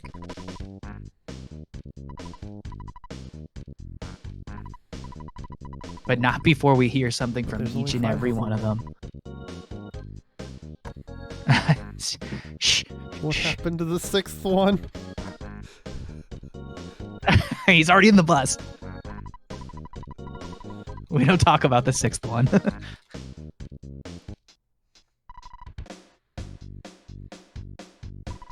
So a big thing in the community is what side of the bus you get in on, left side or right side. I like to mix it up. I like to do alternate just to make people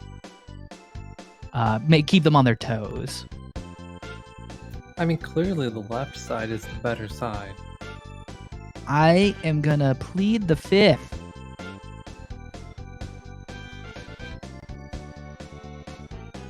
If I was gonna go with one, it would be the right side. I think it just looks cooler. But I guess it's only because I know there's a photo trigger that we're still skipping there. Otherwise, it probably just looks really weird. Why are you going all the way out there? So you see we're riding the bus in the Threed and the ghosts are already not having it. It's crazy. The ghosts are really fast. They're keeping up with the bus.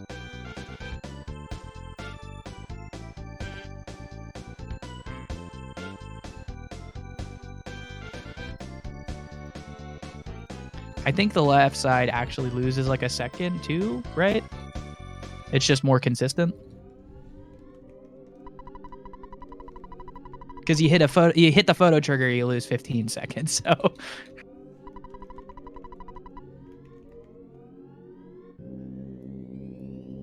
So now we're gonna go into the graveyard section, which you actually saw Hannibal do, except he was doing it at, I think, level 2. I'm not level 2, but this graveyard is still very scary. We need to watch out for spawns here. It's not too punishing because we just start right back where the bus dropped us off.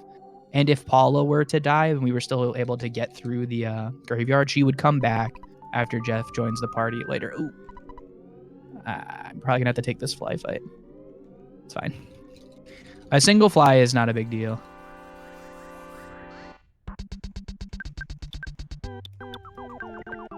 Unless Paula doesn't get her freeze off. This is what I get. But like I said, not a big deal. It would have been nice. Ooh, we got a boiled egg. Don't worry. Can't say I've ever seen that. Oh my god. Please, game. Jeez. This is the worst exit I've ever had. There's a video I watched when I first started to learn to run this game, and it was a commentary from Andy, who was doing some commentary in the glitches run. And he just said, "Outgoves, use them." And I always think about it every time I go through that little section with the outgove. We'll see if we get this lady. You get back here. Yeah, yeah. Yeah, there's no problem. So the game doesn't think we're supposed to catch that lady. So when you actually stop her, it just keeps saying there's no problem. But we got her.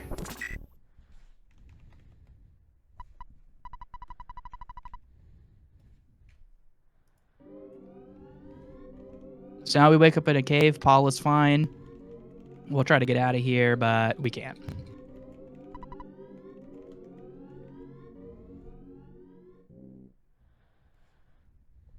So Paula's going to do her little psychic thing and reach out to our good friend Jeffrey, who is in Winters. And thus begins the Winters segment.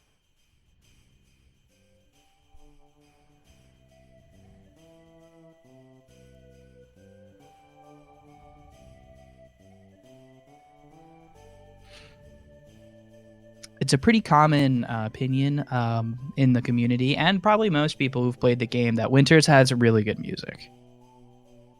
Especially in the academy here. Well, I mean, Jeff has to have the best music, considering he is the best character.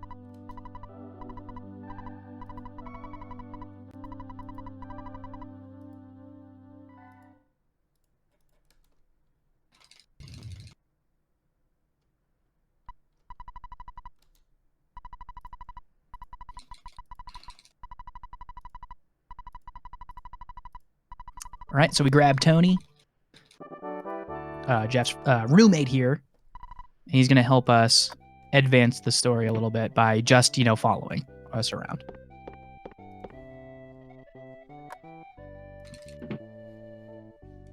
So I have a suspicion we're going to need to talk to this guy. He's got an invention for us. Or he doesn't have the invention yet, but he does have an item that we could use. It's a bent key. So we'll go test this bent key here. Yeah, there can't be anything wrong with this key. It's perfectly fine. I love this section. Well, it doesn't fit. So we're going back. What's the deal, Maxwell? And he laughs at us. I love his solution. Great guy.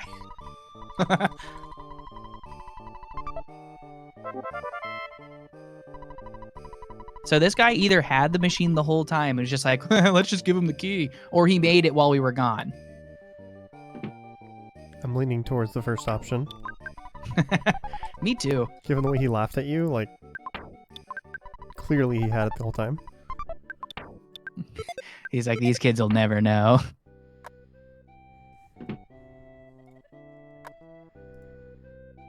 And here's Tony's big moment. We stand on him. What a friend.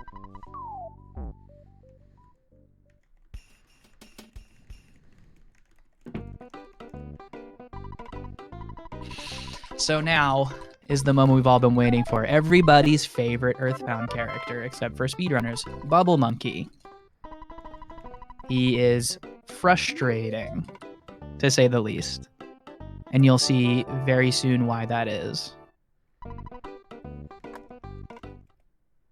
So as we're walking, Bubble Monkey just decides he doesn't want to walk for a few seconds. I mean, he catches up pretty quickly, but generally because of his antics, it puts us in pretty precarious situations. That's the second time the dog's done that. To me in a few runs. Sorry, not tonight. But usually if the dog can stay along that edge there, he kind of gets stuck in the pixels, and you can sometimes get a green swirl off of him even though he's staring you straight in the eyes. And a green swirl against that dog would be an instant win fight. So the good thing about that fight is that Jeff will get a level up, which will give him slightly more health, which prepares him for the hardest enemy in the... Oop, got stuck there. Prepares him for the hardest enemy in the game, which is coming up after a short little ride on everyone's favorite Microsoft Paint monster.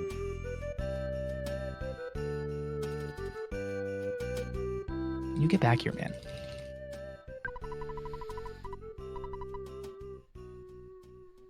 So we just sleep in this tent for a bit. It was a hard trek down there for a few minutes. We need a nap.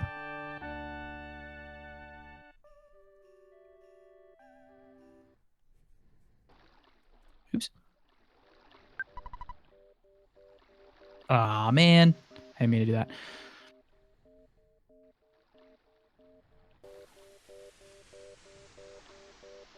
So once we get to this point, we need to wait for Bubble Monkey to catch up. If he's lagging behind and we touch that point, his walk to catch up is excruciating. But one thing we didn't get to see in Hannibal's run is Tessie. And now we get to watch. Look at that majesty. Pure bliss.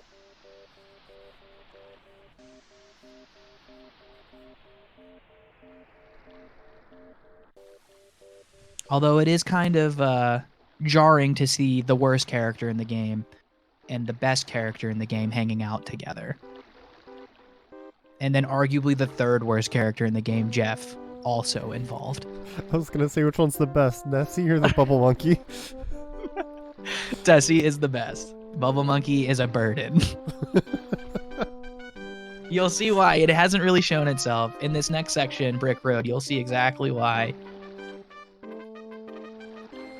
We're going to be trying to attempt some skips, and he is going to be not our friend about it.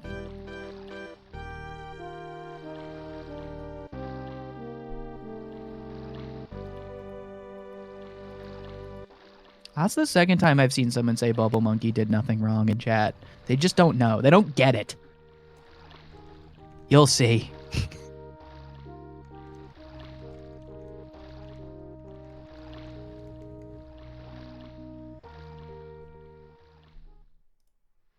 So we're going to do a little bit of a diagonal movement there. That's to skip 100% spawn here. That spawns a gruff goat. And that goat's pretty unfun to fight, so we want to make sure we avoid it.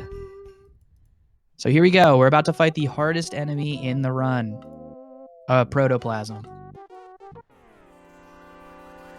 If he just attacks...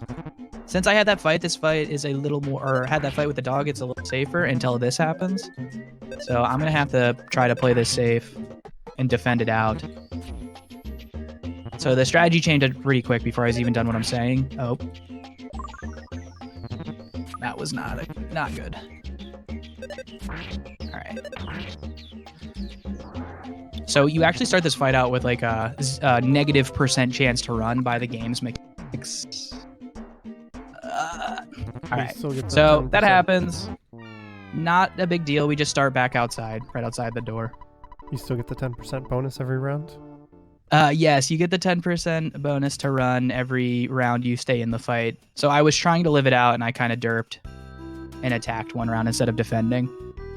So one of them got a full hit off on me, but that's okay. It's just time loss, but it's not anything too dire, unless it keeps happening. But you want to see stuff like this, where he doesn't attack. He can feel strange, he could call for help and fail, but he could call for help and succeed. Alright, pending a miss here, we should be through the fight.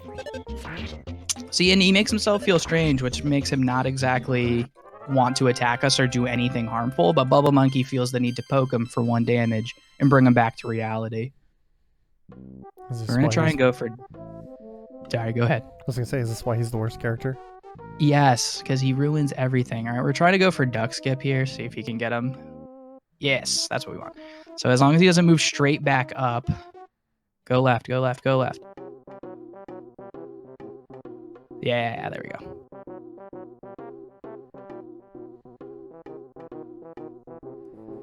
There we go. Both skips. Nice.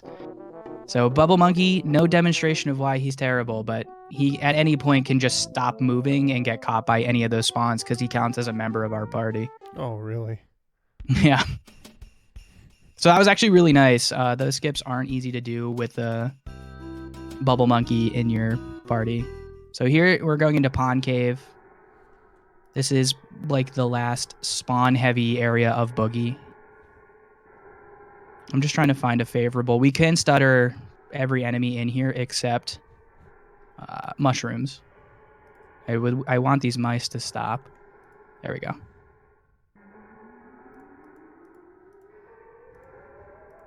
So we will take this stutter, 100%.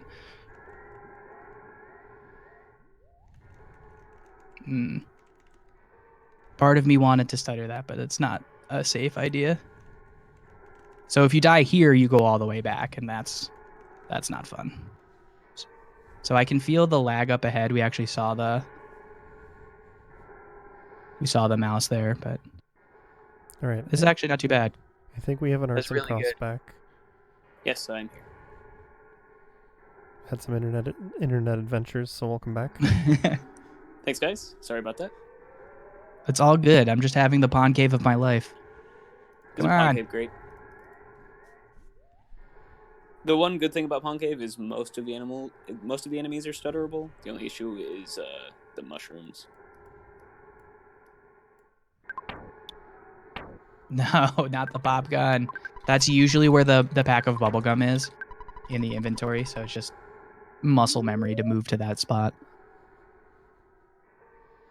But yeah, if you use the gum where Bubble Monkey was before I let him catch up, he flies extremely slow from that point to the top there to get the rope down. And we're going to grab that bottle rocket just for safety. We might be able to aggro him down here. There we go. He should be stuck. There we go. Yeah, there are a lot of minor movement optimizations, like getting the monkey close to the rope and things like that we do throughout the run that saves, a second or two here or there. But no reason not to do them. We're not going to chance that. And the cave boys are like the trees in PRV. They're slow, but they're super, super dangerous. If you ever get into a fight with one with just Jeff, you're probably going to die. Airfram here jumping in just to help out. Fun thing about those cave boys is they always have a picnic lunch if you ever encounter them, but we never want to see that. Yeah, they're not fun to fight. They're really fast, aren't they? Yeah, they're a little bit fast. It's the second version. When you come back later in the game after this, they get even more fast, and they just wreck you right now. So that little interaction with that NPC, that's actually Jeff's dad, who Jeff hasn't seen for 10 years. And he's going through this whole explanation about all this stuff you should be doing. And then at the end, he's just like, you know what? Get in this spaceship. We'll talk in 10 years. So thanks, Jeff's dad. Nice to know you. We'll see you later, I guess. Model Father of the Year. Dude, there's like a father problem in this game just in general, except maybe Paula's dad. Ness's dad is just a phone, and even in the credits of the game, it shows him as the phone, and then Jeff's dad just doesn't want anything to do with him. Probably a play on the series being called Mother, right? Yeah, maybe. Some underlying joke. So this cutscene here is about 2.5 minutes. We get to see a couple of the towns and places we won't get to see because we're only doing Boogey %, but little enjoyment of the scenery of the game as we fly into the home stretch of the run. Yeah, it's nice to cool off before the final boss of the run. Gives you a last minute to contemplate a couple of the different strategies that you are going to have options for in the next 2 minutes here. RJ, do you know which ones you're gonna go for here? So I'm definitely grabbing the teddy. That's happening. Boo. The only thing I'm not sure about, should I safety save? Did you keep the broken I spray? did. That's up to you. I'm not gonna. With the teddy and the fight pattern for Boogey, I'm gonna go defend, big bottle rocket. As long as something crazy doesn't happen, we should be able to get through it. Yeah, the teddy bear is usually enough. So, like I said earlier, the teddy bear acts as kind of a tank. 75% chance. Yeah, 75% chance for it to take any attack from the Boogey tent. We don't have to drop it like we did with Paula's because we're not trying to die. We actually want to beat the Boogey tent. So it's useful as a safety strat.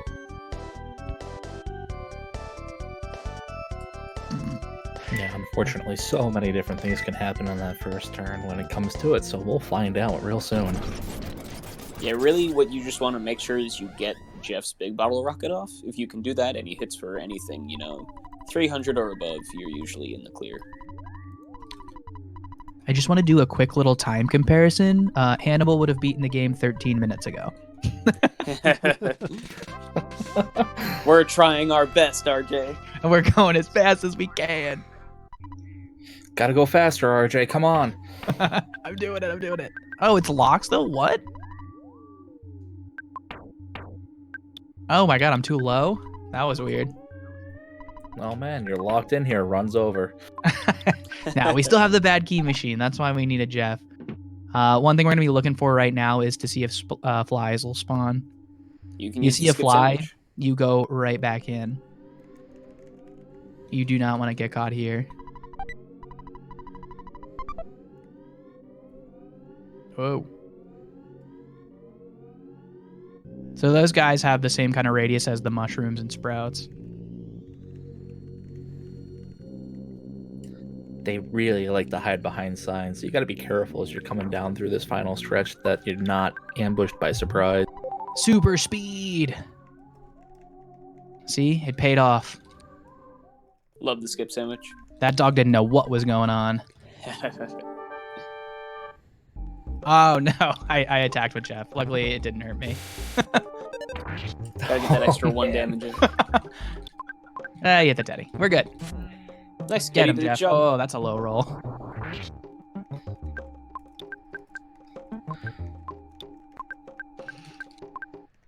So there goes the teddy, and this gets a little dicey. I have faith.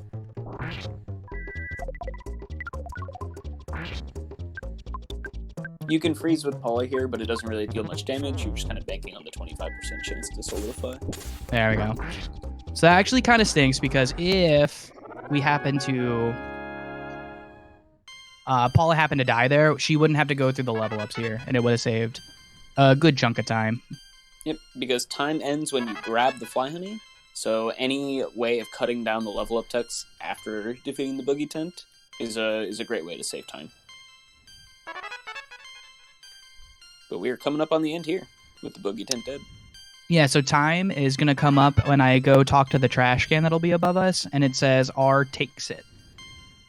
I will call it out.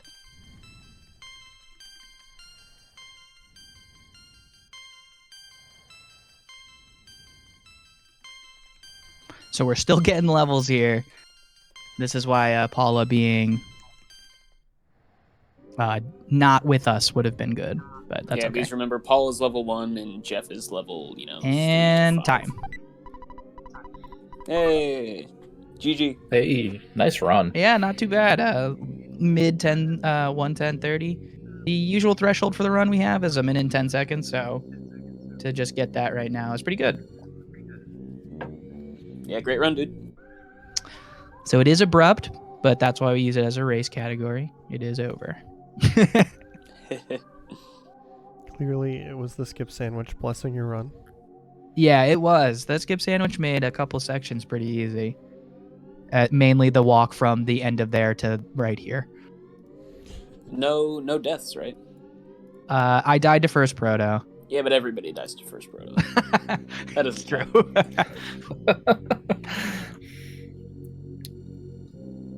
All right. All right, do you have Well, I any appreciate you shout-outs guys you'd doing like to give? commentary, and I appreciate GDQ for letting me showcase the race category here. It was a lot of fun.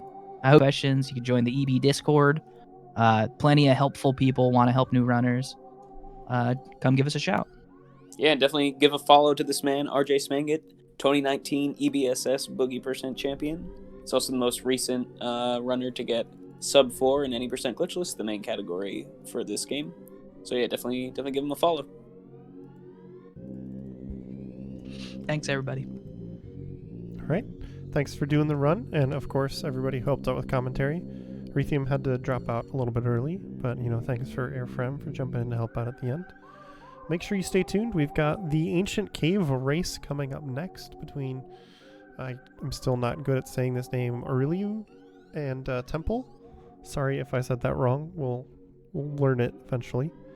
So stay tuned. We'll be back in a few minutes with the last Earthbound run of the night.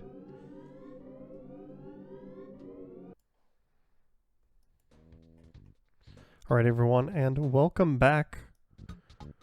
We are here with the final run of the night. It's going to be Earthbound Ancient Cave race between Aureliux and Temple. For those of you who are not familiar, this is our sort of randomizer. So if we could get Chaz or Airfrem to explain how this works for us before we get started, that would be great. Yeah, no problem. So my name's Chaz. I'm the developer of this randomizer. So what we're doing in Ancient Cave mode is we've basically taken out all the story of Earthbound, and we've recombined all of the rooms into a 9-floor dungeon. You'll find that at the end of each floor, there's a shiny spot boss that leads you to the next shiny spot, and at the end of floor 9 is Gygus. So all our players have to do is walk to Gygus and beat him, and it's that simple.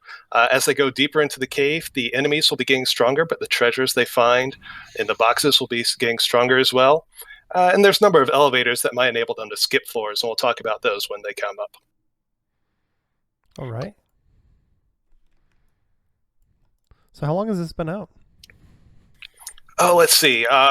The original Earthbound Reshuffler by Tomato was done back in 2012. It was actually one of the earliest randomizers. And then the community worked with Abyssinem to make the first version of this Ancient Cave randomizer, I think late 2017. So he made the very first version of that, and then since then I've taken it and worked on updates then. So we're now version like 44.8 or something. There's been a lot of versions since then. But I will tell you, this has been a... What was that from? I was going to tell you, it's been significant improvement over the old reshuffler there, with so many different checks that you've put into making sure you can complete a run versus just ending up in a dead end and being stuck. Is this so for these races, are glitches allowed, or is this just go through glitchless, try to fight your way through? Yeah, we use the same rule set as glitchless. Of course, a lot of the glitches wouldn't make any sense, but we don't allow players to break through cliffs or anything like that. Yep. Okay, well, is there anything else you'd like to cover before we get started and give a countdown? I think that'll get us into it. Our runners, both Aureliux and Temple, are both really talented runners at this. Aureliux was our winner of our tournament for this last year. So we should see a great race. It'll probably be, they're both capable of sub-hour times. If it's a really hard seed, it might be around 1 hour 30. So we shall see how it goes. All right. How about one of you two give us a countdown? Because the runners are just waiting for a countdown. They're not going to be talking in this. We're just going to have Chaz and Airfirm helping us through this. All righty. We'll start off in 3, 2, 1, go.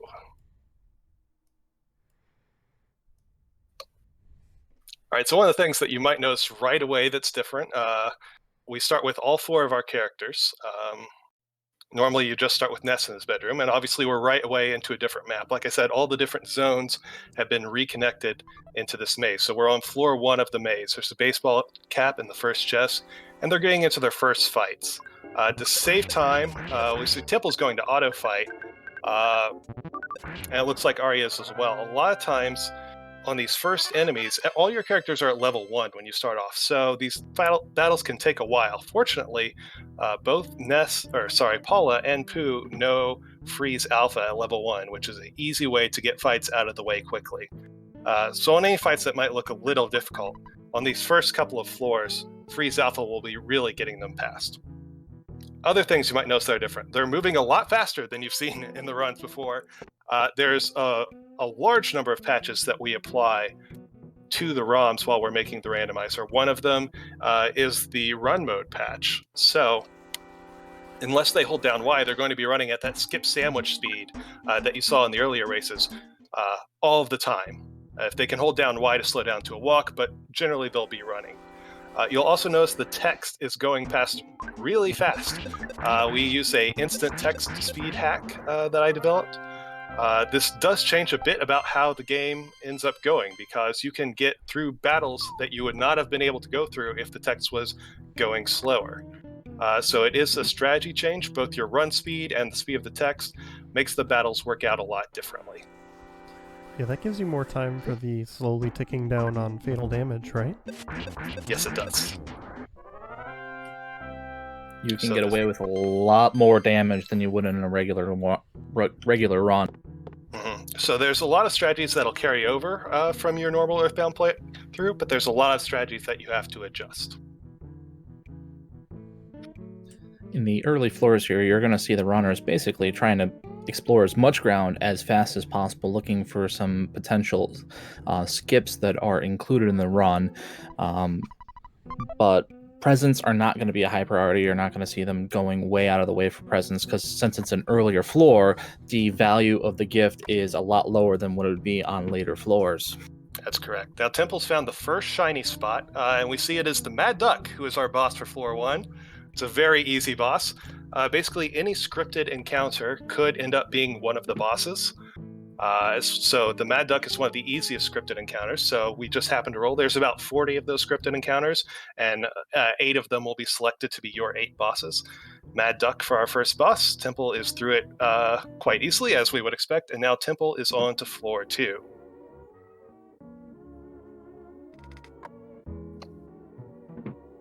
Now, those skips that Airfram was talking about, we also call them elevators. Basically, most of the doors you'll see that they're walking through, they're just walking through doors, as you see. There are some rooms where there are NPCs in the way of the doors. You can think of like the Chaos Theater, where you have to give the guy the ticket to move him out of the way, or any of the Monkey Cave rooms, where the monkeys want a pizza or a wet towel or something like that. All of those doors are considered skips or elevators.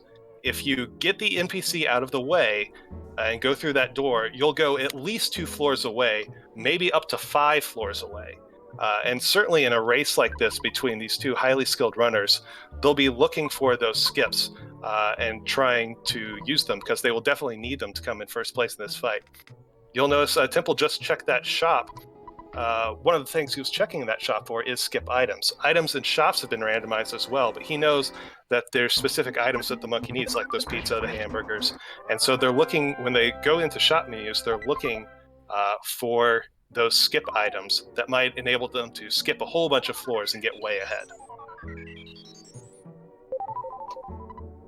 As you notice, when they transition between the floors, the music has changed between the floors, so the runners are also going to be listening as well to keep track when they start taking those elevators to see what the music's going to be, to get an idea of where the grouping is in the floors. Unless they come up to a hint guy who will tell you what floors are what and what bosses are associated with it, they're going to have to do a little bit of exploration to know which rooms are grouped into what floors. Mm-hmm. And I'm not sure, do you know who our audio's on right now? It is on Temple currently. Okay. You may also hear a kind of a high-pitched pew noise after Temple gets an item out of a box. That's another hack that we've added in, the right bumper drop hack. So the thing that happens a lot with this Ancient Cave, because you're checking all of these items... he just found a hint guy, so... We just saw that at spot 8, the boss is the Starman Deluxe. So the 8th floor boss is the most difficult boss we have in our seed.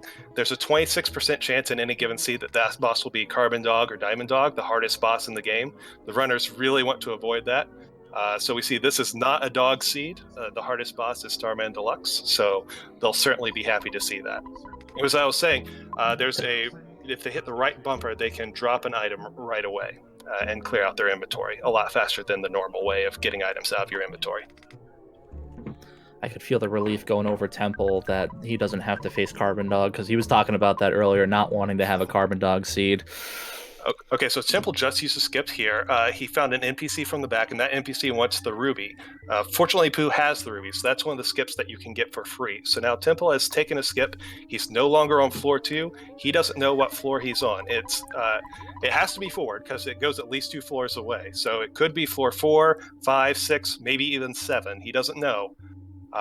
Fortunately, he has found a sanctuary here. The sanctuaries are free full heals and resurrections. There's at least one free full heal and resurrection on every floor. Finding one of those is great, especially after you take a skip, because the enemies are going to be a lot harder compared to your level once you're through the skip. So knowing where a free full heal and res is a big deal. So what happens in this randomizer if you die? It's the same thing as in the vanilla game. You go back to the last place you saved. So that's why you may see these runners saving fairly frequently. Or oftentimes they'll decide to not save because they feel like their last save was a safer place to be than the phone that they just came across. And if they haven't saved at all, they'll go all the way back to Nessa's room at the beginning of floor 1. So you definitely don't want to go too far without saving. Can you eventually find the cell phone, or you just have to keep finding phones as you go? Yeah, the cell phone is not in the game. Pretty much all of the story elements have been ripped out. Okay. Yeah, and even if the cell phone was in, unfortunately, it's just a receiver phone, so Nessa's never able to make a call using that anyway. Oh, okay. Yeah, that's true. Some of the items have been changed. One of the things is the exit mouse. Each player starts with an exit mouse. That's normally the item that lets you go back to the beginning of a dungeon in the vanilla game. Since we don't really have that concept of dungeons here, instead we've changed the exit mouse to behave like the bread from Mother 1. So when you use the mouse, you can set a location to save, and you can use it again to go back to that location that you saved. Relix has encountered a scripted battle with the Sentry robot. Unlike random encounters, scripted battles are not changed in difficulty depending on what floor you're on. So that Sentry robot is actually a pretty difficult fight for where he is in levels, but the upside is he's getting a lot of experience, getting a lot of levels right now. Early on, that is for me personally as a runner, it's a blessing to see one of those scripted encounters, either using your big bottle rocket or the freezes that you have, because most typically that'll take care of a scripted encounter and gain a lot of levels early to be able to blast through the earlier floors even quick. So Temple just picked up a gift that's one of the beam weapons for Jeff. That's not a very strong one. That's probably going to indicate to him, along with the enemies that he's facing, like that frog, that it is not a very deep skip. And I can tell I'm looking at the spoiler file for this seed, and indeed he's only on floor 4. So it was not a very deep skip. Can you find some of those rooms that will send you backwards? Yeah, and any skip you find could take you a minimum of 2 and up to 5 floors away. So if you're on at least floor 3, then those skips could just as easily go backwards as forwards. So there is, you do have to think about if you want to take them, if you're willing to risk them. Another thing is, like we mentioned earlier, that music. If you remember the music of the previous floors, you can determine which floor the skip goes to without having to go so deep as to find equipment or enemies or things like that. With some of the skips, they're one ways, so you got to be careful. Unless you have the key item, they'll let you out of the room, like the Foresight Theater or the Tucson Theater. But if you don't have the item to get back, it's a one-way skip. So you either got to consider dropping an exit mouse to get back, or finding a close save and experiment to see if that's moving forward or moving it backwards. Yes, majority of skips are two-way, but some of them are one-way, so you do have to be careful. Another thing, now that we're on floor 2 to 4, another thing our runners are going to be looking for are Franklin badges. Especially for the Gygas fight, having a Franklin badge can be a huge help. Now, the way that the item pool for these items works is we take all of the possible equipable items in the game. One of each for the ones that are for each character, like the fry pans for Paulo or the bats for Jeff, and 3 of the ones that work for anyone, like the sea pendant, the star pendant, the charm coin, things like that. We take all of those items, put them into a pool. We use about 60% of the pool. We throw the rest away. We seed those 60% into the chest, and then we fill the rest of the chest with consumables and things that unlock the elevators that we were talking about, like King Banana or Show Ticket or things like that. So in any seed, there's a possibility of 0, 1, or 2 Franklin badges that you can find. And there'll generally be 1 early and 1 late. So you may have the early one, you may have the late one, you may have both, or you may have none. So I saw somebody asking in chat about the sprites. That seems to be just, normal sprite options in a randomizer. But what's the selection of sprites you can choose from in Ancient Cave? Sure. So by default, random sprites for NPCs are on, so you'll notice that's why everyone looks a little different around. But then when you create a seed, you also get to choose your own player sprites. And you can choose from the built-in sprites. You can choose them randomly. That's what Temple's done. So you see he has the hippie and the road sign and things like that. And we also have a wide variety of sprites created by the community, custom sprites that you can enter. You see Aurelix is using our set of dragon sprites, which were created originally by Quatropus. We've got a whole wide range of sprites. We've got some Deltarune characters. We have Mega Man, Proto Man. We have Bart Simpson and Weird Al Yankovic, because why not? There's some great sprites out there. So any seed you can create, you can choose your own sprites for and not influence the rest of the seeds. You'll see that's why our runners have chosen different sprites, but everything else about the game is the same. So they are running the same seed, the same map, same enemies, everything. You'll see on Ari's side that he's reached one of the major hubs of the game, being Threed. A lot of the side doors are open as they are in the vanilla game. If you can go in it, it is a door that you can potentially go through.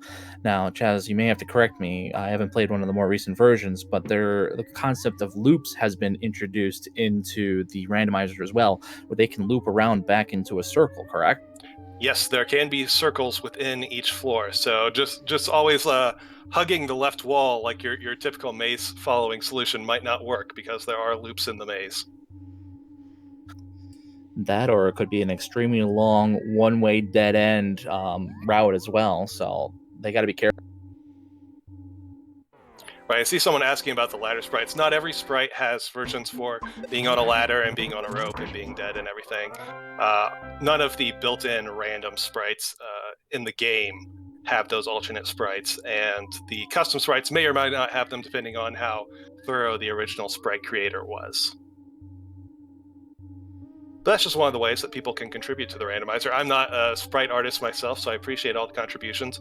We've also recently added custom music to the randomizer, so we've had some people contributing their own music as well. We don't have that mode turned on for this seed, but it's a brand new option, and we really appreciate everyone who's contributed either sprites or music to the randomizer. Really appreciate all the guys who helped out with that. Yeah, it's one of those things I've seen in a lot of randomizers where they just compile a bunch of community stuff. Really, Enterprise in particular has a bunch of sprites that have been made for it. Mm-hmm. Now, Relix has just found the free shop in Happy Happy Village. You'll notice in the shop, you can choose not to pay in the vanilla game, and that's true as well here. But since shop inventories have been randomized, you can get some really good things here. You can get lucky and get super bombs or multi-bottle rockets at this shop. In this case, it's just he's picking up coins of defense in order to sell those later, so he'll have as much cash as he needs once he gets to a vendor.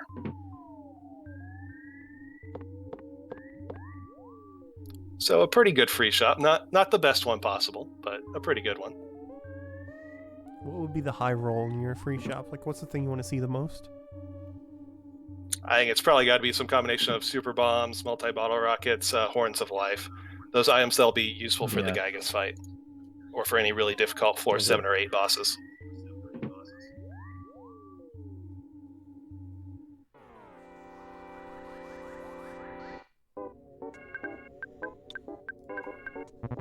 So you also might notice on this fight on Temple's side, we do have a little bit of enemy randomization on. We've got palette randomization on, background randomization, and enemy name randomization. So all the names are a little different. There's actually another level of randomization on top of this, where the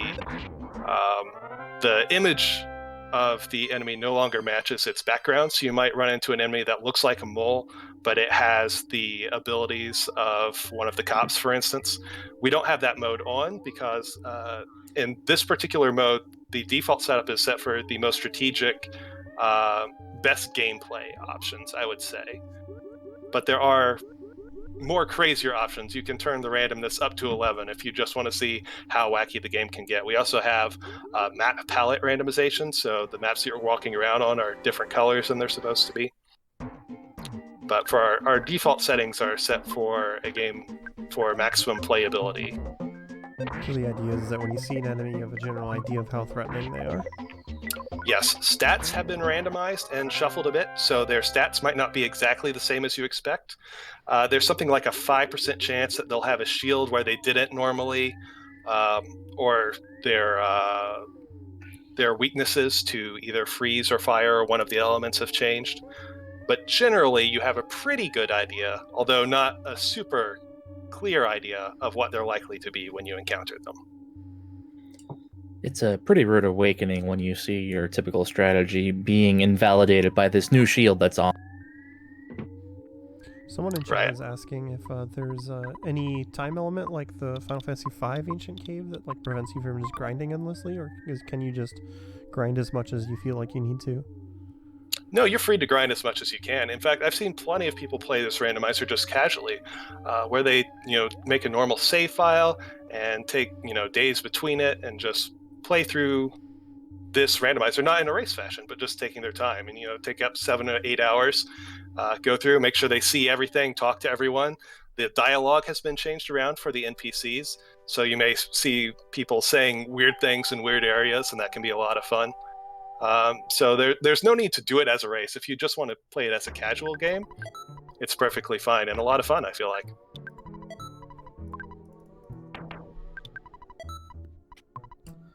Chaz, question for you. With the randomization of stats, are experience points also randomized? Yes, experience points for the enemies are, again, reshuffled and randomized. And what I mean by that is each enemy has its base stats possibly changed with other enemies that are nearby like it. So the coil snake at the beginning of the game may end up getting the dog at the beginning of the game speed or something like that. And then those numbers, after they've been shuffled, will also be slightly modified in a bell-shaped curve. So one of the factors of that is a lot of people think fobbies are really pushover enemies that give you a lot of experience. That might not be the case. They might get the offense or the HP of an enemy nearby them, and because they are so weak compared to where they are normally, they may be a lot stronger than you expect. And not worth that much experience. Yes, indeed. It was earlier on, I remember you took away some of the settings of where they were confused, and they were able to do some of their stronger abilities right off the bat, and it turned from the easy grinding session to, oh no, run, run, run. Yeah, we've made a number of changes over the 2 years that this has been out for better playability and to have less surprises like that can end up just utterly destroying your run when you're not expecting it. So I think we're in a fairly good place now where it's a really playable, fun experience in pretty much any seed that you can create. So how much are the stats on enemies like geared towards the floor you find them on? Like, are they in stat ranges, or can there be very surprisingly powerful enemies every now and then? Well, the scripted encounters, like I said, are their normal abilities. So if you get a scripted enemy on like floor 2, that's a lot more difficult than you expect. Those can be surprises. But generally, the entire range of enemies that you'll find throughout the game has been sorted in difficulty order and then placed in floors 1 through 9, again, slightly modified on a bell curve. There's always a chance that you'll get a stronger enemy earlier, but generally it's a pretty linear progression as you go through. You're not going to get surprised by Ghosts of Starmen on floor 4, for example. So where are we standing about in the randomizer right now? Because I saw Temple hit the same sanctuary that Aurelius hit earlier. Does that mean he's looped around? Yeah, I believe they are both now on floor 4 because I've seen them both in Happy Happy Village, and that's in floor 4, and I haven't seen either of them take a skip or hit a shiny spot since then.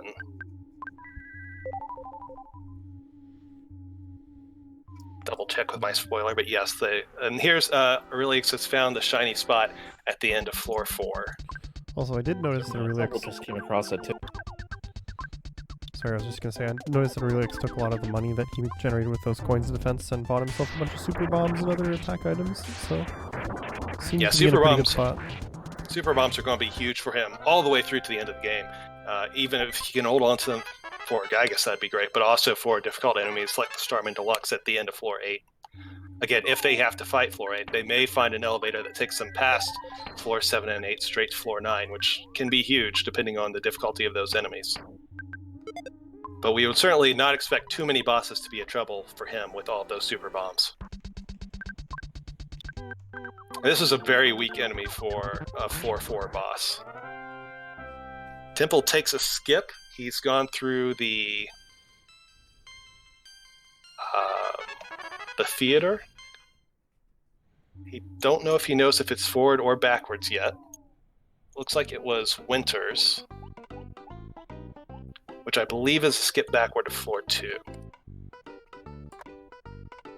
Aurelix through the floor 4 boss, now onto floor 5. He's going to go up and talk to Mom here in Magicant. That's another free full heal and resurrection.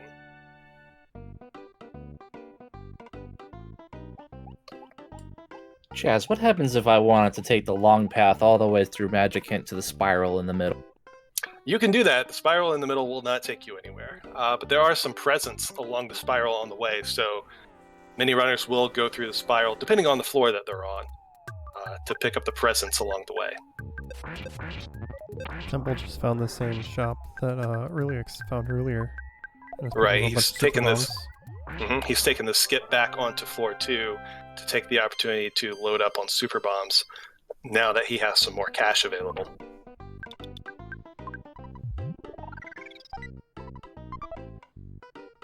So it means they'll both be We just equipped picked up about the the same. backstage pass.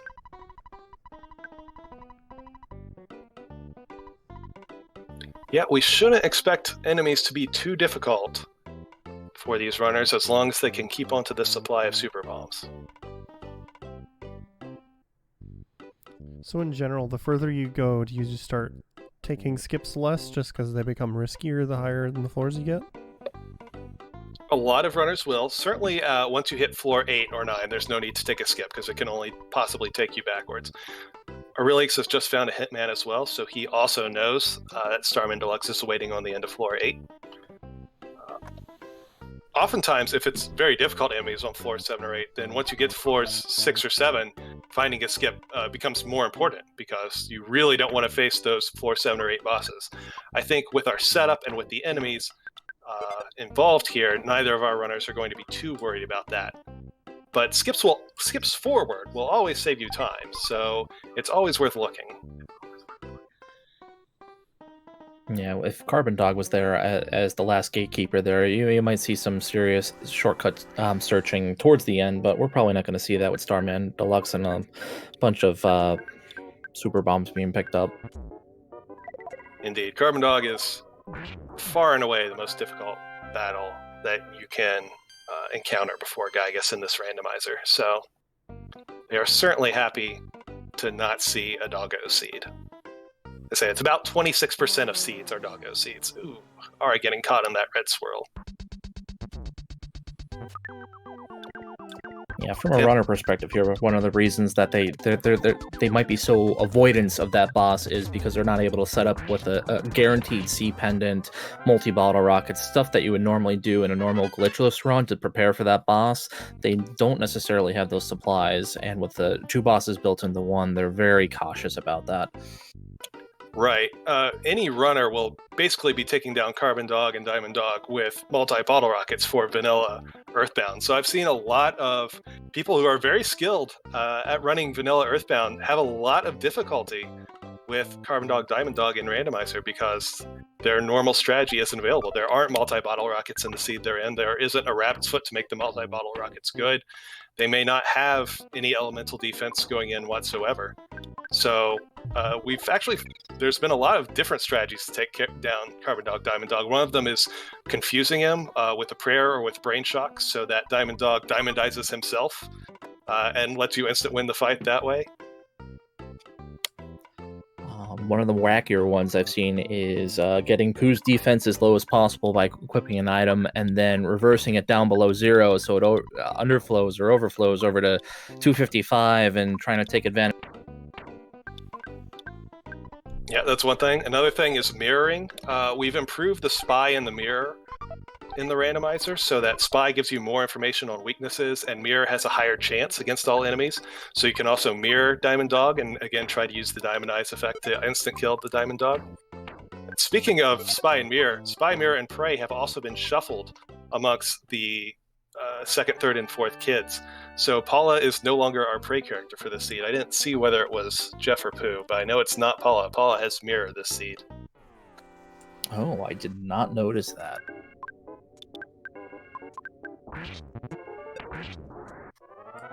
And just looking for Mari's battle screen there, it looks like it's going to be Pooh. All right, Pooh is our prey character tonight. So I was looking at Temple while he had his inventory open there, and he has a bunch of the coins of defense equipped, but he also has a couple extra just hanging out in his inventory. Is there any reason why you would hang on to extra ones as opposed to just selling them? Well, if you do take a death, then you're going to lose 50% of your money on hand. That's just vanilla Earthbound.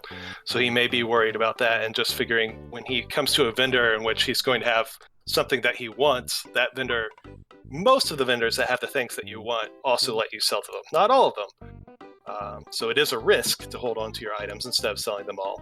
But it's also a risk to sell them all and hold on to a bunch of money and take a death and not be able to afford all the super bombs that you want. Just saw Aurelix mark the mouse location, so he'll be able to return to Northern Scaraba if he goes down a long rabbit trail and finds a dead end at the end of it.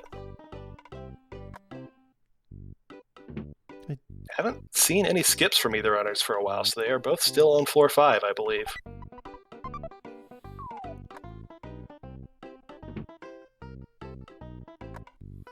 Yeah, I think this is showing off how big the floors can be, given that they've both been on floor 5 for a while.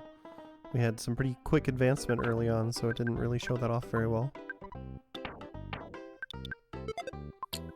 Yeah, the size of the floors are all about the same, but not exactly. They try to have the same number of multi-door rooms, so rooms with 3 or more doors, but that means that some floors can have lots of rooms that are 3 or 4 doors, and some floors can have the rooms that are 18 doors like Central Onet or 19 doors like Tucson. So like finding one floor that has both Onet and Tucson in it, you could be there a long time.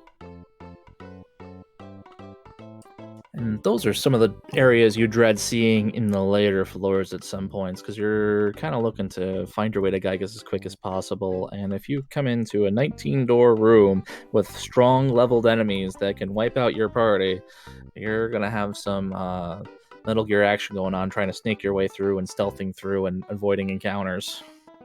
Right. The most difficult random enemies in Earthbound are actually quite difficult. Those are those encounters that if you were watching earlier in any percent that they were running around on the hills and on net trying to get around without encountering, or running around in Cave of the Pass trying to get around without encountering, that's because they can wipe you out really fast. Even if you're capable of defeating Gygas, some of those random encounters can still take you down.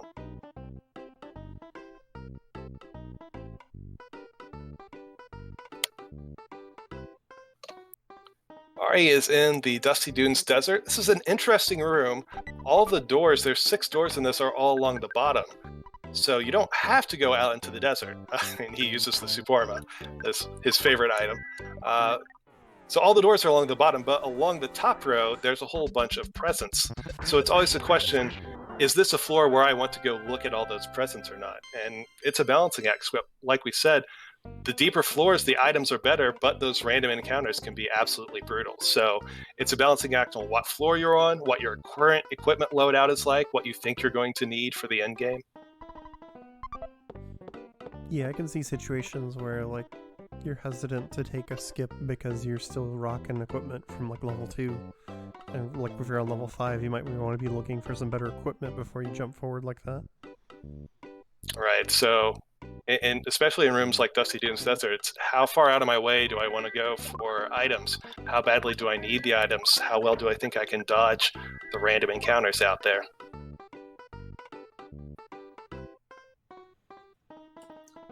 The runners are missing one of their key escape techniques in open areas, which is the teleport spell, seen in using for dodging enemies quite well in a glitchless run, but they don't have that tool at their disposal here. That's true. Aria's found the boss for floor 5 at the end of this very large room. Thankfully, not too many items or enemies along the way. Except for that present. That's not a real present. That's an enemy. Magic Ant Bat from that gift box. That's a pretty good find. Yeah, So you're going to we'll start seeing them taking their time to go for gifts just to find those nice leveled items.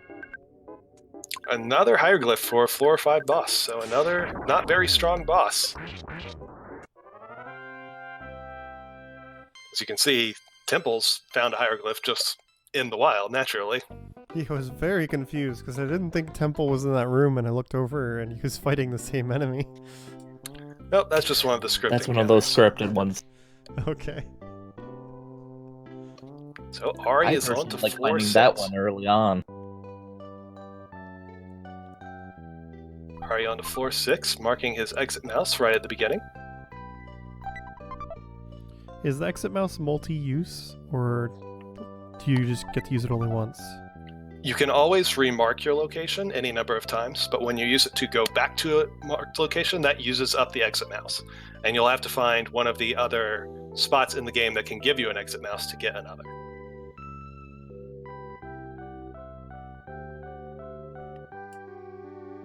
Yeah, if you don't know where another exit mouse is, you're going to have to use it pretty wisely, either to explore or to cut a lot of time out going back from a long one-way dead end.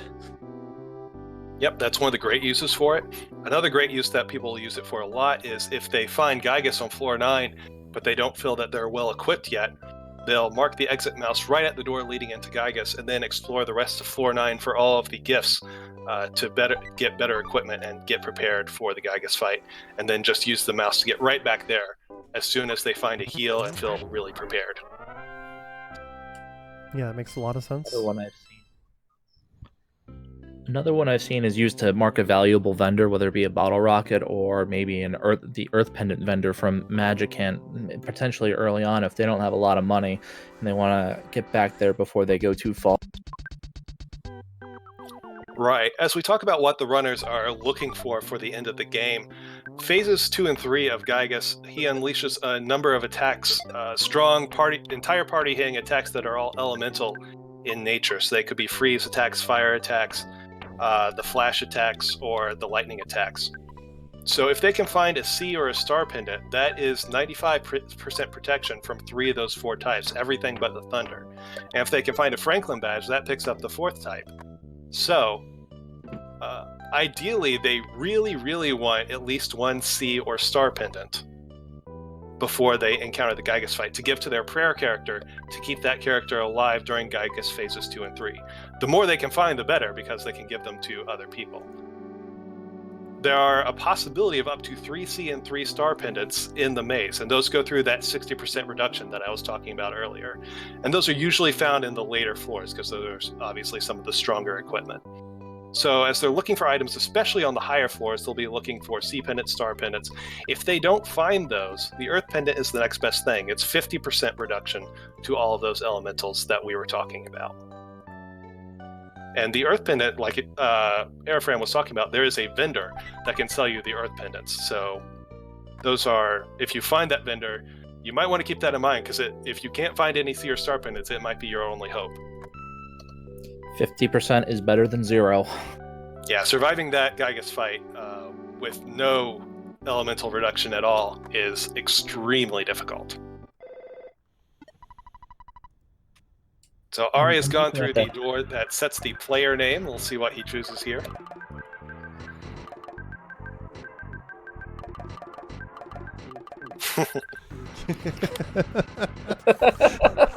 I like that. And if you do get to the end of the game without going through that door, when you get into the Gygas room, it'll also ask you to set the player name then. I'm looking at the stats of Boo here, knowing that he's the character that's going to have to survive the entire Gygas fight. Right. And it's looking like his HP is pretty low right now compared to the rest of the party. I'm assuming, even though he has prayer, he still has retained the fact that if he equips an item, his defense is dropping down to 0 other than his specific gear. Yes, that's correct. Equipping right? Equipping items to Pooh that aren't the Pooh-specific items will still reduce his defense. Nonetheless, we can definitely expect these runners to equip that Seer Star Pendant to Pooh if they find it. Ari using this Eraser, that's also going to be an elevator. We'll see where he ends up going. And it is to Belch Base.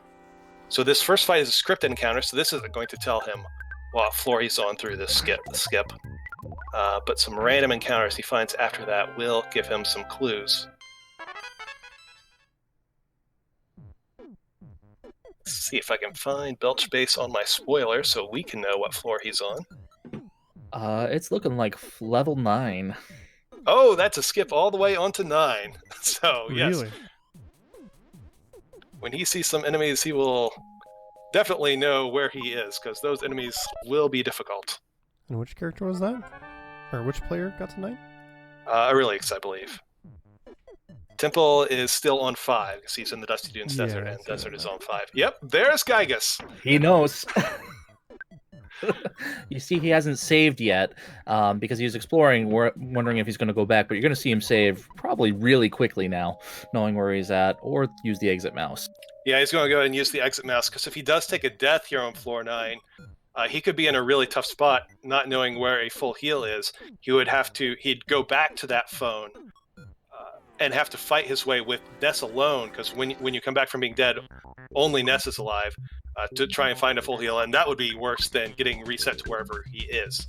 What you did see Earlix do is what we talked about, where he set the mouse right outside of the Gygas door. So now, as soon as Ari is ready to fight Gygas, he will use that mouse and be ready for the fight. But he is nowhere near ready. He has 0 pendants.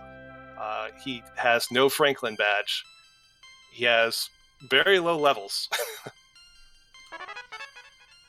Pooh is a glass cannon right now. About what level would you want to be if you don't have the most amazing equipment? Like, if you don't feel like you have good equipment, what level would you be shooting for? Well, some it's going to depend on the stats of your characters. So Airfram was talking that Pooh's HP is low this seed. Stat growth is one of the factors that's actually randomized in the seed. So you may know that in vanilla, for instance, Paula has very low HP at the same level of other characters. If all the characters were at level 40, Paula would have the lowest HP.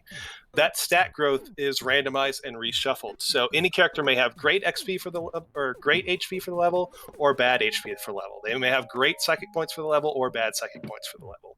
So a lot of that level is going to depend on that.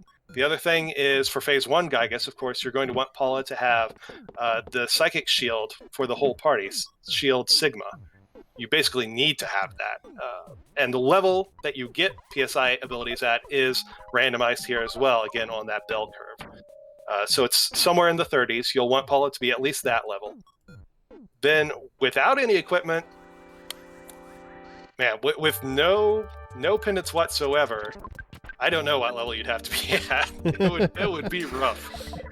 You're basically rolling the dice. You're just going to have to hope you get the lucky seed. One of the stats that can be done on Gygas, we were probably going to talk about it later, but you can brain shock him if you manage to get yourself to phases 2 and 3, which will reduce the chance you're going to get hit. And that's where the rolling the dice comes in, because you can get lucky enough to make your way through the entire thing with him remaining brain shocked the entire time. So Temple now encountering the boss of floor 5. Meanwhile, Aurelix is in Mole Cave on floor 9. That is a rough one. Your room to maneuver is extremely limited in Mole Cave. It's a very large map. There's lots of spawns that may occur here, and you have extreme difficulty getting around them. So this fight he's in is a difficult fight. That robot, just like it does in vanilla, gives full life ups to the party members, so you have to take it down, but it usually explodes. Again, 95% of the time, there's a 5% chance they explode, or explode or not is randomized. So you have to take it down, but then it explodes, and your party members are rolling down in their HP while you're trying to take out the other enemy. But he manages to take it down. The good thing about Mole Cave is there's a lot of item boxes in it. So on floor 9, you're hoping for something good. And something I can tell you, since we've looked at the spoiler, is that, I was saying that you could have either 0, 1, or 2 Franklin badges in any given seed. This seed is a 0 Franklin badge seed. So there is no possibility of protection from those lightning attacks from Gygus. So they are definitely looking for those C or star pendants.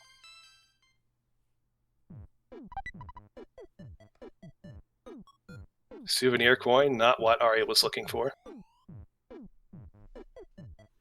Temple starting to look around floor 6. He may find that same skip that Ari did, he may not.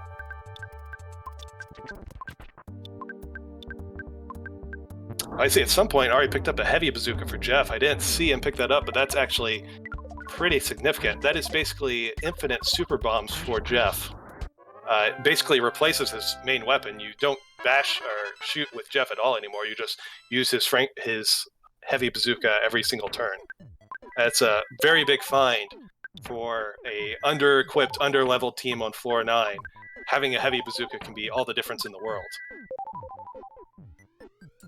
Just keep chucking those bombs. So it looks like Ari found a loop within Mole Cave itself right there, just jumping to the other side. What a loop! Cloak of Kings for Pooh. He's going to equip that for right now. It's just a speed bonus. It's not an elemental bonus. Chicken. Ari, you're not leaving that chicken in the trash can, are you? Oh, Ari.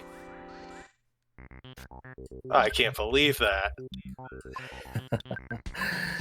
Poor innocent chicken. Not released. Just leaving it in the trash can. So one of the things that we track for is how many chickens you free. So at the end of the game, when you go through the credits, it'll tell you how many chickens that you freed from captivity throughout the game. And the free chance right there to get a chicken out of a trash can and immediately release it. And Ari is just leaving it in that trash can. I can't believe it. Do you still personally consider it freeing a chicken if you chuck it at Gygus? No. Using a chicken in battle does not increment the chicken's freed counter. There we go. Because throwing a chicken at Gygus isn't saving it in any meaning word. You heard it here from the developer. Doesn't count.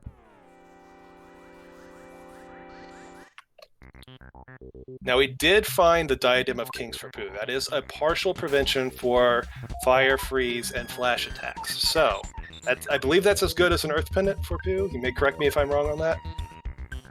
Yeah, it's just about as good as an Earth Pendant. If he gets more of the set, he'll get more and more protection. I'll look up the item stats here in a second. So it's better than nothing. We are not utterly and completely unprepared for Gygus. We're just woefully underprepared for Gygus now. But this is a rough fight. 3 Starmen and the creature that lifes up everyone, and yes, he does run away from that fight. Still looking for items. Star Pendant! There's the Star Pendant. Didn't quite stutter past this mole, so he's going to have to take this down. Obviously, this mole is at its normal strength because it's a scripted encounter, so it's no difficulty at all for our team here. So, which one was the Star Pendant again? Star Pendant is 95% protection against fire, freeze, paralysis, and flash, which is huge for Gygus. Gygus has those flash attacks that can instant kill you, and the fire and freeze attacks that can do hundreds of damage to the whole party. If you have a C or a Star Pendant on your prey character, only the lightning attacks from Gygus are any threat to that character. Again, that's for Gygus phases 2 and 3. In Gygus phase 1, he's using PSI Rockin', which has no possibility of elemental protection. Yeah. And as a bonus, as you make your way through, it's the best defensive pendant as well. So you get a plus 30 to defensive stats and the bonus of paralysis over all the other pendants.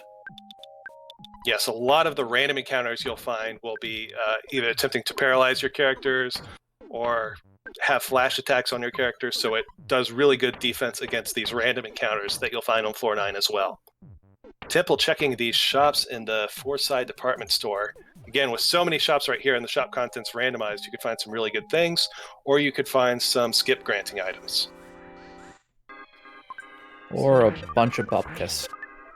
Also possible, yes. Looked over and Ori just had the stat menu open for his characters. What would he be looking for in particular for looking at his stat growth? I believe he was checking to see if Paulette knows PSI Shield Sigma yet or not, because as I said, that is randomized what level you learn that on, and that's the one thing you need in your stats to know for sure before you encounter Gygas is, do you have that or not? Because if you don't, you're dead. Not actually dead, but yeah, you're dead.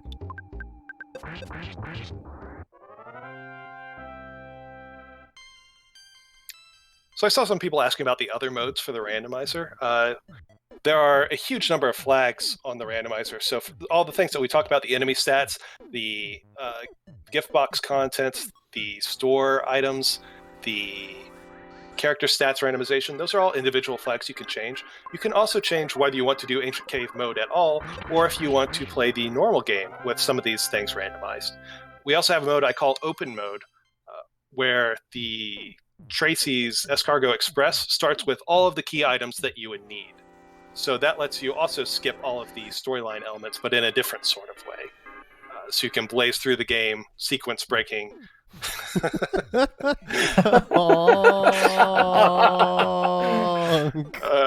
Sequence breaking all the way. But the most popular mode is Ancient Cave mode. In fact, that's the mode that we run a yearly tournament in. Aurelius was the winner of that tournament last time, so he earned his name into the credits. As we see the credits, we'll see his name in there for winning last year's Ancient Cave race. This year's Ancient Cave race is starting in February, so if you're interested, check out the Earthbound Speedrunning Discord. We've got a sign-up form there. We do 6 weeks of one seed a week, where just everyone does it on their own time for seeding for the tournament bracket, and then we'll go into the tournament bracket from there. So even if you're brand new to it, you can use those 6 weeks to get acquainted with it and get familiar, and then participate in the tournament. It's a lot of fun. Yeah, and I just linked the speedrun.com for Earthbound because that has the link to the Discord on the left. So if you want to check out the Discord and you don't have it handy, you can click on that, or if you're watching on YouTube, it'll be in the video description. Excellent. Ari has found the Lilliput Steps. That's our free full heal for floor 9, so that's a great thing to know where it is. It's certainly going to help him as he continues to explore this floor. He's looking for more items. Oh, and Temple hits the show. This is the one long cutscene that's left in the game after we've cut up all the rooms and put them back together. And every time you enter this room from the left side, you get to see the show. Oh my god. So he'll just take a nice little minute break. This is another thing that the exit mouse is great for, is making sure you don't have to see this more than once. That's so mean. It's great.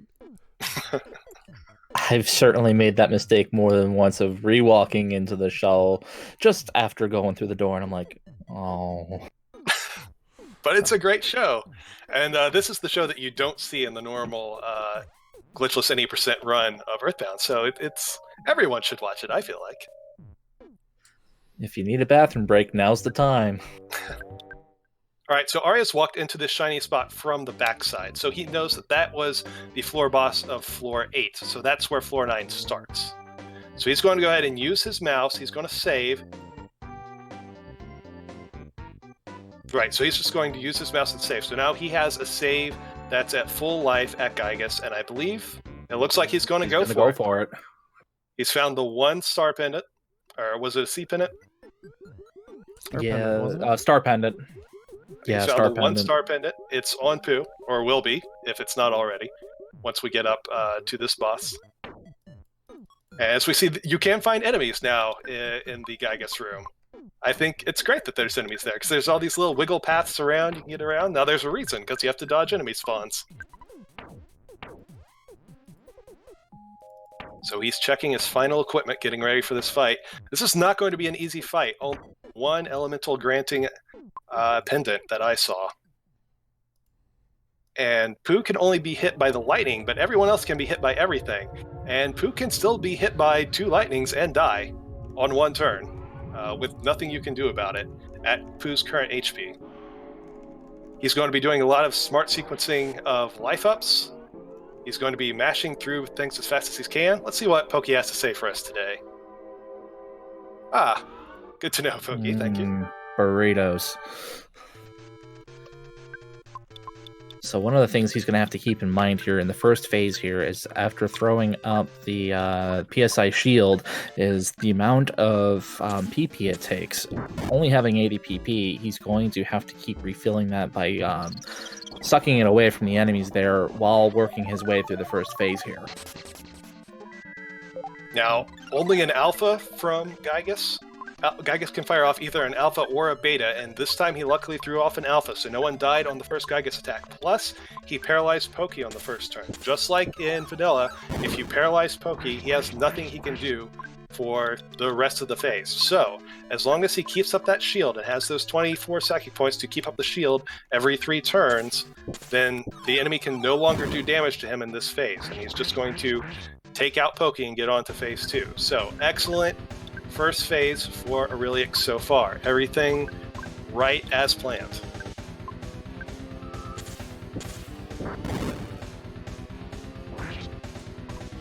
I noticed he picked up a magic pudding, and Pokey is down fairly quickly here, although Super Bomb certainly helped out, so Yeah, the need for the psychic points on Paula is no longer.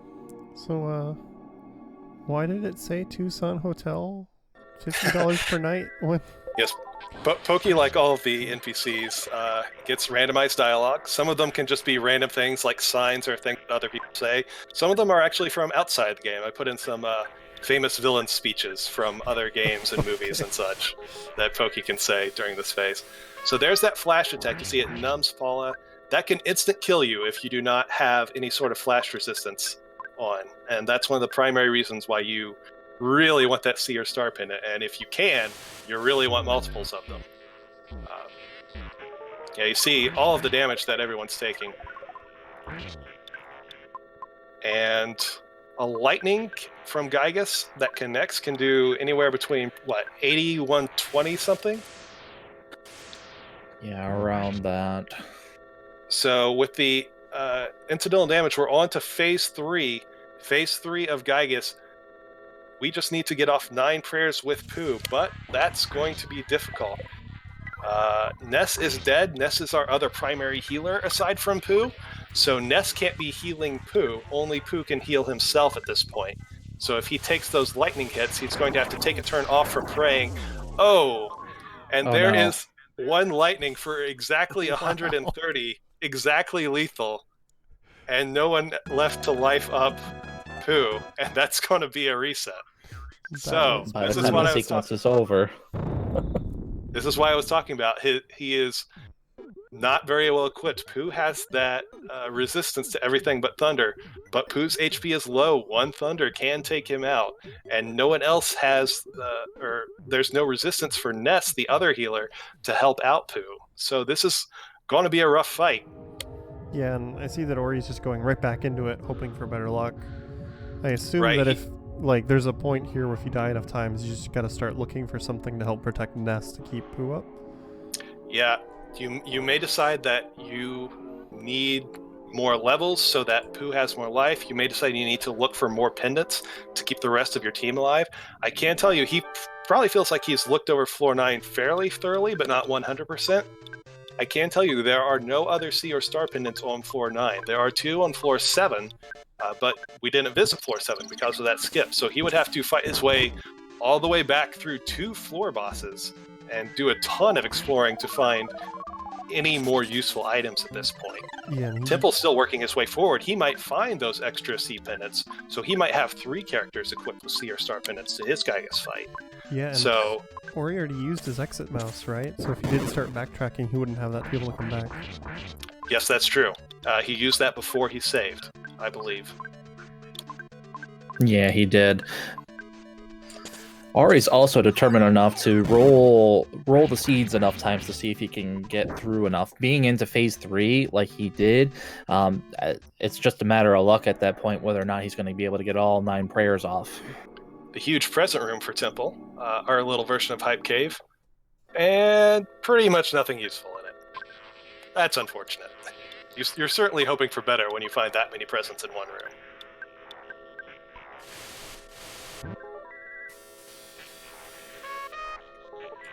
Let's see, is Temple still floating around floor 6 at this point? I believe so. That paralyze on Jeff early into phase 2 is rough. Jeff was using that heavy bazooka to do a lot of the damage that got him through phase 2 quickly.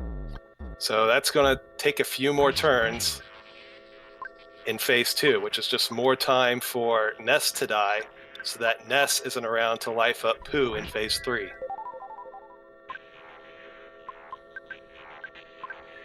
If he gets to phase 3 with Ness and Pooh alive, what's the big threat? Well, it still thunders on Pooh. Part of the thing is if you go into a prey animation, it can take up a lot of the time that you would have to heal. So if you have lethal damage and then Pooh goes into prey, you're not going to get the opportunity to save him, because the prey takes up all the time that it would take to roll down the counter. So he can fire off life up alphas beforehand to try and sequence it so that Gygus goes, hits Pooh, then Ness goes, lives up Pooh, and then the prey happens. We have to get really lucky for that to happen.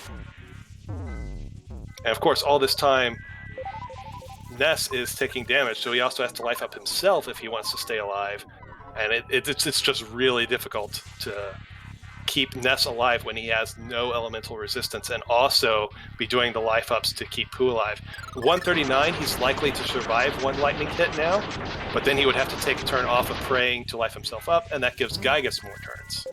Another turn to potentially hit lightning or hit one of those 5% chances, since he only has the 95% resistance, right? Exactly. Now Ari is taking a turn off of praying here to brain shock Gygus.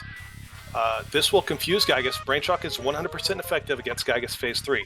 Now that Gygus is confused, 50% of the time he's going to end up targeting himself instead of our party. So, like, this was a lightning attack. This could have connected and hit Pooh and killed him, just like we saw. But since Gygus was confused, Gygus hit himself. So this cuts down, by taking one turn off, to cut down by half the number of potentially run-ending attacks on us.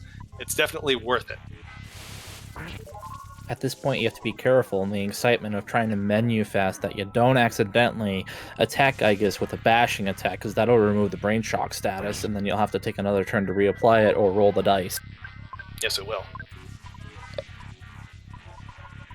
So you also see these prayers are going fast. We're not seeing the normal cutscenes that happen when you pray. We've turned on a fast prayer mode, where it just puts in some random dialogue. Ooh, there's a lightning hit. I didn't see. I don't think it's lethal. No, I think it stopped already. Okay, so he's on 23, so... And he had that life up queue, so he's back to 102, but that is in potentially lethal range for another lightning that connects successfully. Not this turn, though. That Ness is starting to run out of psychic points, too, so he's got to move through these turns as fast as possible. Meanwhile, Airfram still looking around these floors. Yeah, I am. I have lost count on the praise. Yeah, that'll happen. You know, when the background changes, we're going into prayer 8. Okay. It's going to be a close one. 139 is just so low HP to be going into with no Franklin badge. Having Ness alive has been huge, though. Getting those life ups without having to take a turn off of praying. It saved him multiple turns. All right, we're going into prayer 8. Yeah.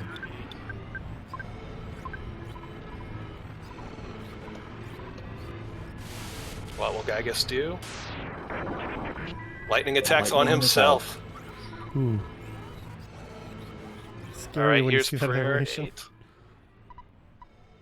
We're now ready for our final prayer. Time's going to be when Pooh does his next prayer.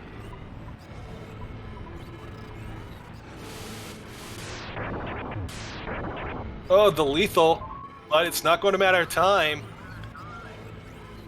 Even with the lethal, as long as you get Prayer 9 off, even if you have lethal counting down, you still get to win the game. Yeah, that was So 150. that is 59-54 for Aurelius. Congratulations. Awesome. Sub-hour. Sub-hour on a rough seed with only 1 star pennant for defense. Excellent run by Aurelius, getting a sub-hour on that seed.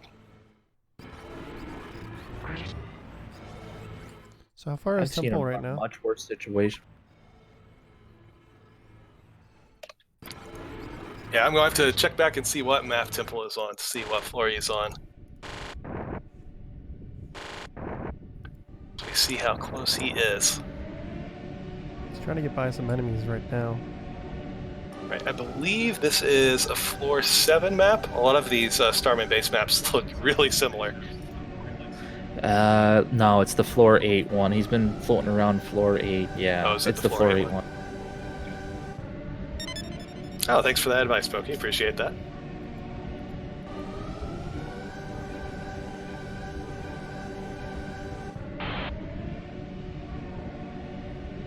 How unusual is it to get sub-hour? It depends on the runner. Aurelius is one of the strongest runners of this game. I see him regularly get sub-hours. For the community in general, it's still a bit of a challenge. It's doable, but it definitely won't be every seed that you can pull it off.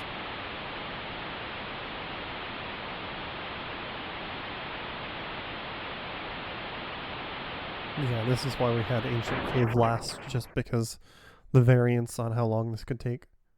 Yeah, it's going to be different depending on how long the cave is, how difficult the bosses are. I say a cave where you can't find any good skips and you have to take a Carbon Dog Diamond Dog fight without any defense could easily add, half an hour, 45 minutes just against the dog alone.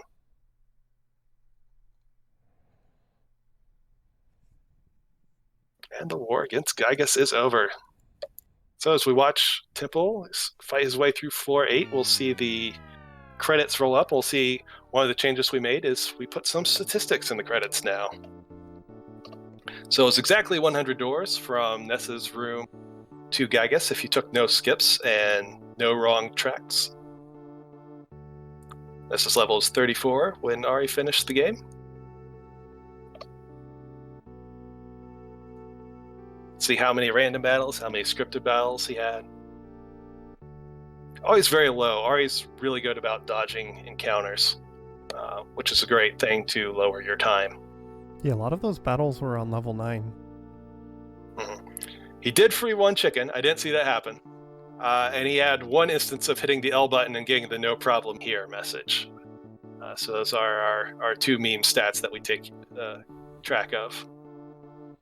So well done for freeing the 1 chicken, but I still can't believe you left a chicken in the trash. Staved it from throwing it at Gygas. Oh, who's that lead developer I see there? Some guy. So I do want to mention, appreciate Tomato, Rydell, and Abyssinem. Tomato and Rydell, developers of original Earthbound Reshuffler, and Abyssinem, the developer of the first version of the Ancient Cave. We're building on the shoulders of people who came before us with this randomizer, especially the PK Hack community with Tomato and the original PK Hack, and Mr. Tinda with Coil Snake, and all of the dozens of people that have worked on PK Hack over the years. Earthbound ROM hacking has been going on for 20 years at this point, and there's a huge amount of documentation and help out there, and I've used a ton of it to develop all different features of this randomizer. Some things I figured out on my own through some reverse engineering, but the majority of things has been learning from the people who have come before us and have been working on Earthbound over the past 20 years. And of course, as we develop the randomizer, I've been getting lots of input from the Earthbound speedrunning community, who's taken to it in a great way, and I appreciate all their interest in running it and their support and help in fixing bugs and creating a great fun experience. So just appreciate everyone that's in this credit list, and of course, the original developers for creating this game that we've been enjoying all night tonight. And Chaz, we have to thank you so much for picking this up and running with it, continuing keeping the updates going and providing this awesome experience for us, the runners who just enjoy playing this. And I'm sure all the people who casually played it as well. It's just been an awesome experience, especially after I had the pleasure of completing a shuffled door with the old reshuffler hack. This is leaps and bounds and And the over it. player GDQ. GDQ. Well, thank you, Ephraim. I'm just glad that people are enjoying playing the game. So that's always been my goal, is to create a great, fun, playable experience. Like I said, the original Reshuffler by Tomato was great fun to see how wacky you can get things. But one of my special goals for this randomizer was a great playable, raceable experience, and I think we're pretty close to there. Temple coming up on the boss of, I believe this is floor 8, we said? Yeah, this is floor 8, so Yep, we'll be this'll seeing be- Starman Deluxe. It Our wasn't- Starman Deluxe. I wasn't watching Temple too much on level 7 because we were watching Ori try to beat Gygus, but you said there's potential that Temple could be much better equipped because there was some nice stuff on level 7. Yes, I don't know if he found either of those. Ooh, first turn call for help succeeds. I see the rain pendant and some of the stronger weapons, but I'm not pendant? seeing too much as he goes through his inventory. Yeah, I don't see either of the 2 sea pendants that he could have found on that floor, so it doesn't look like he's going to have much of an easier time with Gygus than Aurelius did. There's sea pendants in this game. There were 2 on floor 7, Ari. Also, Welcome No, and I- congratulations. I skipped right past that. I tried digging around a little bit on floor 9 to see if I could find anything, but I only found the one. Yeah, that was all that there was on floor 9. yeah, and for viewers, this is Aurelius joining us after winning the race while we watch Temple try to close this out, since Temple is on floor 9 now. Yeah, this was actually a pretty fun seed, as it turned out. That skip where you could go and grab a bunch of items to sell to buy super bombs, that's like the ideal thing to find. It's pretty much half of the setup for clearing the... Right, both you and Temple took advantage of those free items at Happy Happy Village and then selling them and buying super bombs in Threed. That's been a huge part of getting through this seed so cleanly as you have, being so under-equipped. The equipment really seems like it was not there this seed at all. Yeah, it all worked out. It's always terrifying to fight Gygus, even if you have 1 star pendant, those thunders, especially with how low everybody's hit points were this seed. It's really dangerous, and it's really makes you panic pretty much the entire fight. Right, you got that thunder for 130 exactly on your first attempt at Gygus. Well, that's how it goes. But Yeah. thankfully, with all those super bombs, it's a quick clear to just get back and try again. I know you got to phase 3 the first time around. How many more times are you going to roll the dice going to Gygus if you got bodied a couple more times?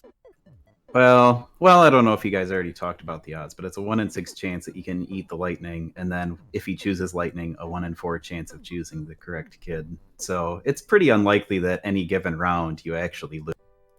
So I'd give it quite a few tries.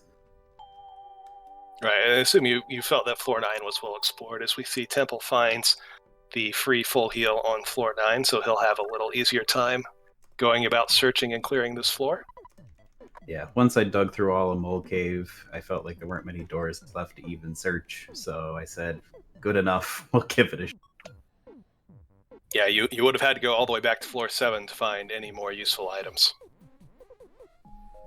Yep, and that definitely wouldn't happen. If I had to dig through 8, I would have just said, oh well, we'll try it with what we got. Yeah, you seem like you're pretty much set after you had the positive happiness of finding, oh, here's Gygus. Oh, finding Gygus right next to a phone where you can save, that's perfect. Mm-hmm. Because it can be a long hike. There's nothing that says there's going to be a phone anywhere nearby.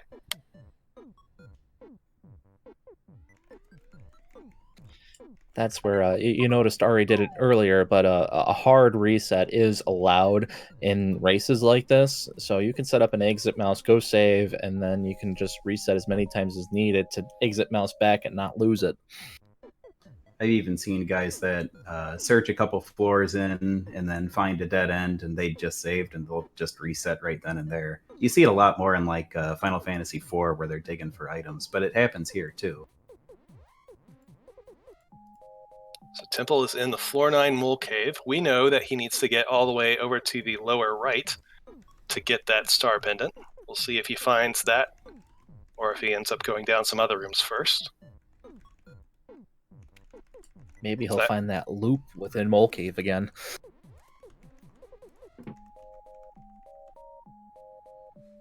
Yeah, there's Hitman. It's not going to tell us anything we don't know.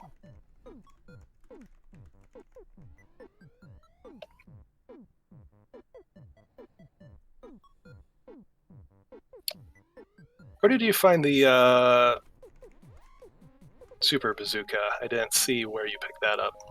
It was somewhere, I want to say in this room. It's a very large room. Okay, so it's one of the chests here. So hopefully Temple will find that as well. Yeah, I obviously haven't been watching him. I don't know how he's doing on his super bombs. If he doesn't have them, it's a great find. He's still got a few, I believe. Yeah, you both loaded up on super bombs with the freebie shop into buying super bombs. It was also mostly preparation. I was waiting for Carbon Dog, Diamond Dog at the end. Did you expect? I would think if you saw Mad Duck as the floor 1 boss, you would think it's probably not a dog seed. It's hard to say, because I mean, you could roll the 7 easiest enemies and Carbon Dog. So I pretty much always try to at least have a plan. Yeah, it's very true. Temple actually found a hint NPC before you did and knew that it was not dog seed before he went into that shopping sequence. Well, I think you found the shop before you found the hints. That sounds right, yeah. Temple chaining green swirls on the Starman. If you approach Starman from the bottom or side, you can pretty much guarantee green swirls. So he's chaining these green swirls to get the free runaways to get out of that very spawn-heavy section of Mole Cave.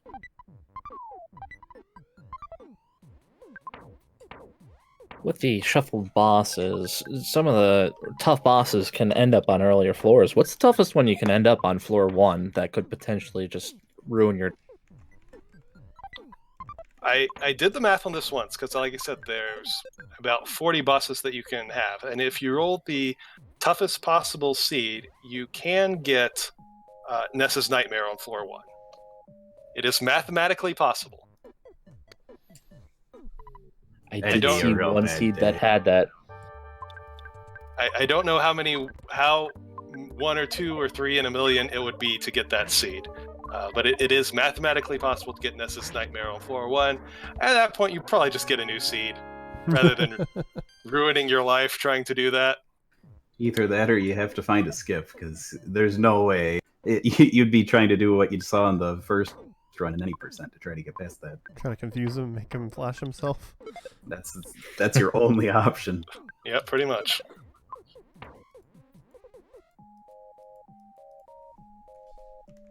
The Diadem of Kings is a great find. It actually has the same stats as an Earth Pendant, so it helps you resist all of the elements, including Flash.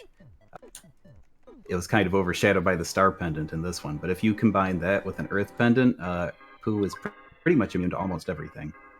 Right, so a Diadem plus an Earth Pendant is about a C Pendant, right? Well, I mean, the C Pendant's better, but it's kind of overkill.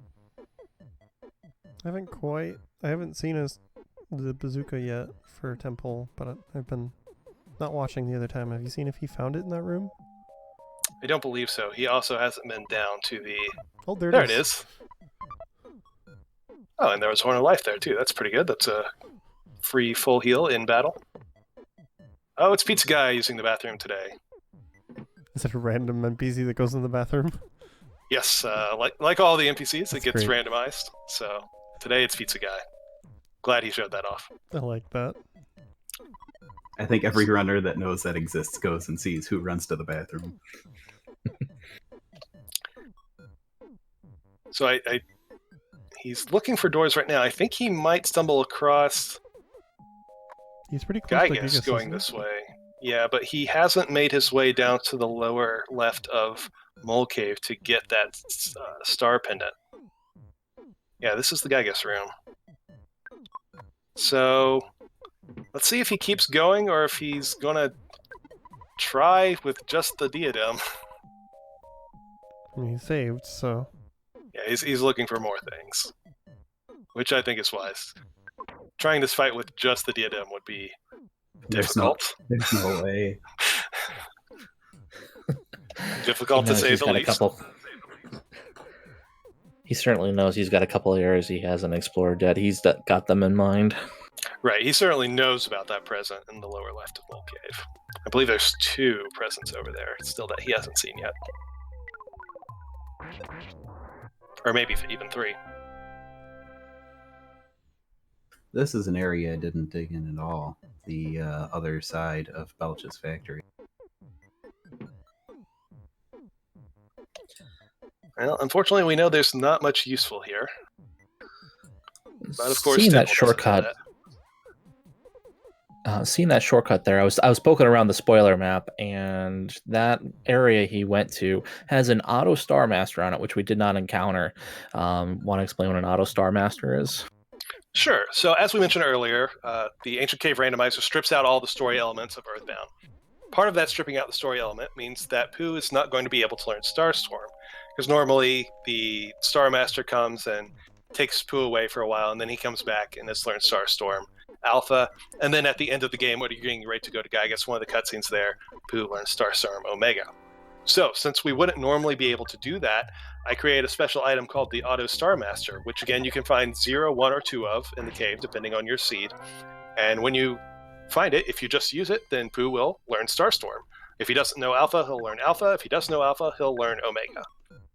And that can be actually pretty useful, it being a full enemy party attack that can't be defended against. Enemies can't have elemental strength against it.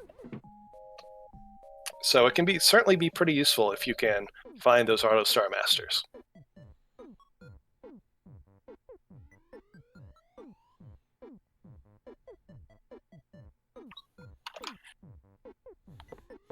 I believe we've covered. They're being real stubborn. Yeah, the spawn plates in the randomizer do have a higher percentage chance than most of the spawn plates in the vanilla game. A lot of times in the vanilla game, the spawn plates are like 10 or 20%. So just trying to despawn the enemies works the majority of the time. In the randomizer, none of the odds are lower than, I believe, 40 or 50%. So despawning can work, but it can take a lot longer. And some plates are just so high that despawning never works. Yeah. Which is intentional. Temples just took a moment to look at all the items he had, take a full inventory. Makes me curious if, he's just going to try for it since he's not finding much. Is he thinking about it? It looks like he's He thinking might be about thinking about it. Yeah, he's doing the item shuffle there. He's getting ready. Because he kind of explored around level 9 for a while, didn't seem to find much except for the heavy bazooka that was going to help him a whole lot. Found a few smaller items, so... I wonder if he forgot he still has 3 gifts to check in Mole Cave, or if he just wants to try his luck. If he's looked in the Discord, he probably has noticed that Ori has finished, so maybe he just wants to try his luck. See if he can finish. Because we haven't been putting spoilers in the Discord, but we made it pretty clear that Ori finished his run.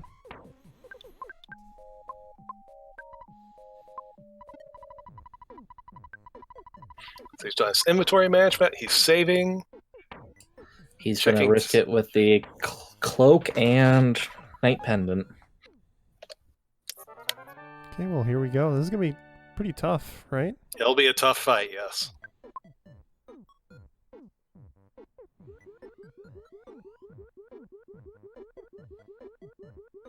Of course, we have to get to Gygas, dodge all these enemies in the intestine room.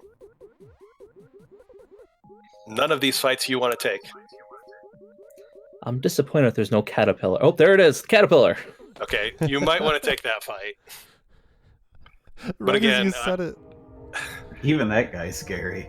Yeah, he might have really strong offense, so you can't auto-kill him, and he might not have good enough experience for it to be worth it. So, you can try it. It might backfire on you. Yeah, he saved. That's true. also still has his exit mouse. If this just failed magnificently and you wanted to do a deep dive somewhere, Yes, exit that's mouse true. pack. So let's see if we get the alpha or the beta, and let's see if the paralyze works. The beta, that's not a good start. Yep. Instant And reset. reset. I didn't even see how much damage it was. There was just beta fatal damage, and then the screen flashed. Yeah, it was lethal to 39 Ness. and done. It was lethal to Ness, and it was going to be guaranteed to be lethal to Paula and Pooh with their HP, so... And he's definitely going to need everyone alive. Well, we're gonna try Trying to again. do- Okay. Yep. Yeah, with a walk that short, if I saw the beta, I might have waited to see how much damage it does. I might have just reset that.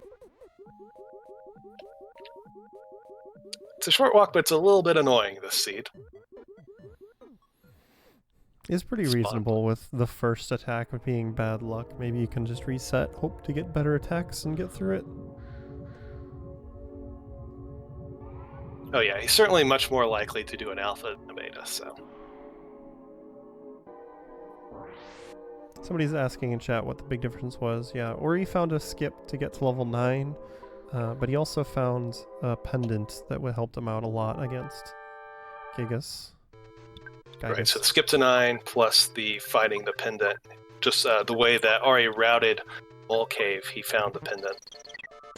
Well, he actually found Gygas first and then went looking for items. Yeah. He was pretty Just low on the- level, but managed to just grind a little bit in level 9. That plus the pendant was enough. Alright, Yeah. we got the alpha and we got the paralyze, so again, this phase 1 will be clear.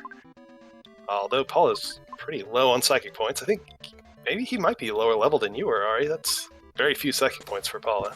Well, I did take some intentional fights. I noticed that when I got to floor 9, I didn't even know PSI Shield Sigma yet, so I definitely had to take some fight. Right. Yeah, Temple definitely fought less on level 9 than you did. I didn't see how much he was fighting on 7 and 8 because I was watching you try to get that Gygas fight done.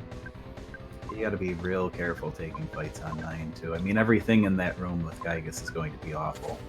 Really, everything on the floor can be awful, you just have to find the things that you know you're capable of beating quickly.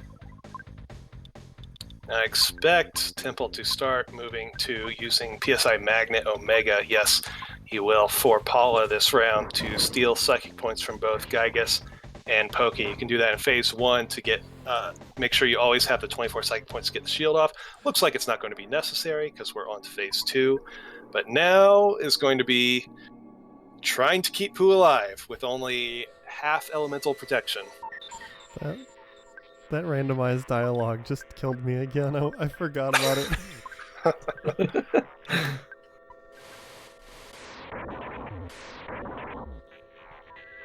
Lightning right out of the gates.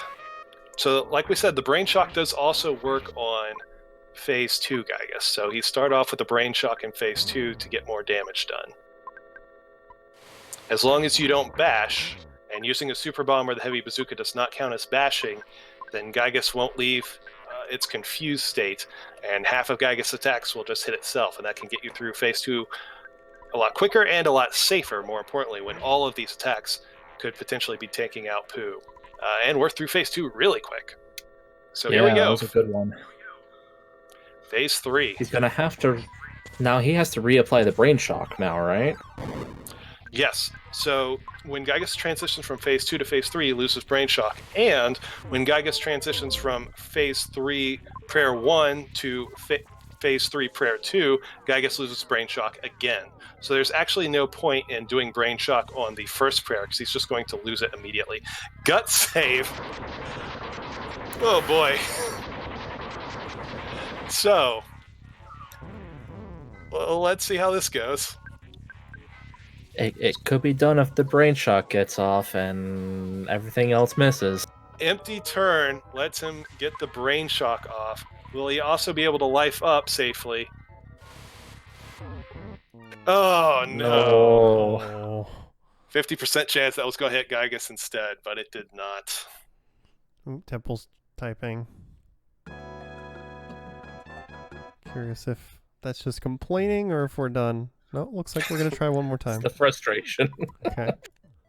This is a rough fight with the equipment and the level that Temple has now, and especially with the stat distribution.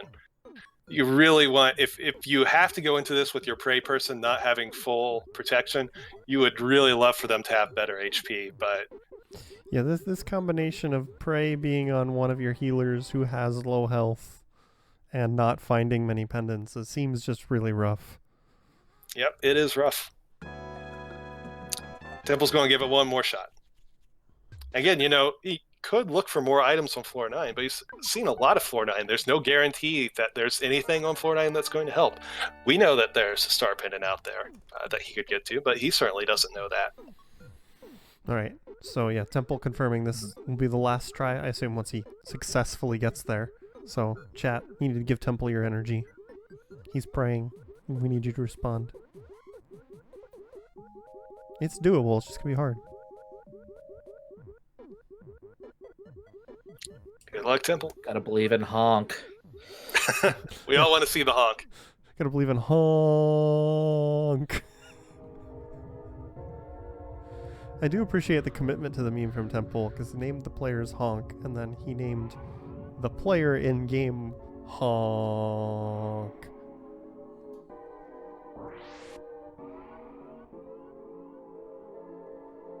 Alright, hopefully we can start out with another alpha from Gygas. A paralyzed success on Pokey. We'll cross our fingers for phase 1. And of course, by Gygas, I mean Fierce Dinosaur. An alpha, excellent.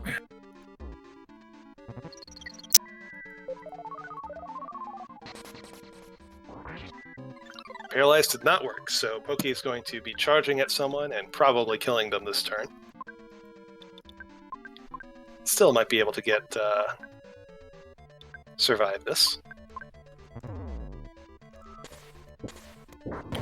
Oh, Ness took the hit. Yeah, lethal to Ness is rough. I imagine he's probably going to wait until phase 2 to bring Ness back. We do have that Horn of Life that can bring Ness back. We probably will want to bring Ness back for the healing, to have the other healer on board.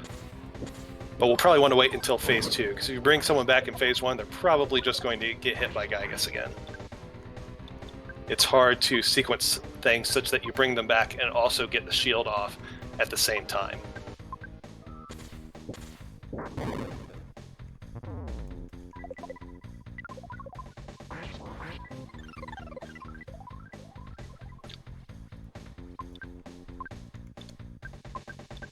So we'll see if we can get through. Ooh, Paula down as well. That's unfortunate. That second charge forward from Pokey. Really have to get out of this phase.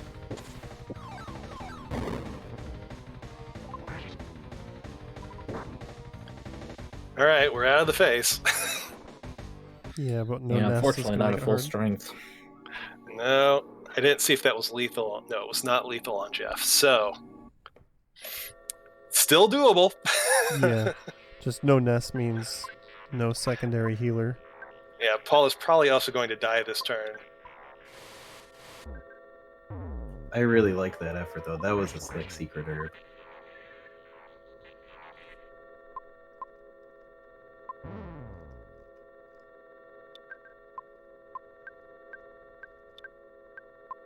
Yeah, our options are minimal. And yeah, there's That's There's it for not this go- attempt. not going to be anything we can do out of that. Just that not being able to paralyze Pokey in the round 1.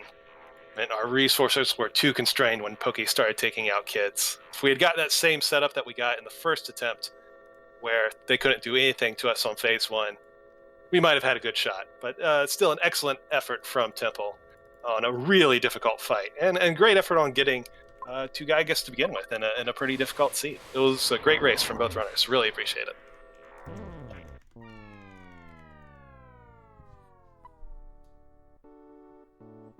So we've basically covered all of the stuff. Earthbound.app is where you can find this randomizer to play it by yourself. check out the Earthbound Speedrunning Discord, where you can sign up for the Ancient Cave Super Series tournament. We're starting in February. As I said, we've got 6 weeks where we're going to be doing 1 seed a week on your own time. So a great opportunity to learn the game and get used to it and be ready to get yourself seeded for the bracket tournament. It'll take place after those 6 weeks.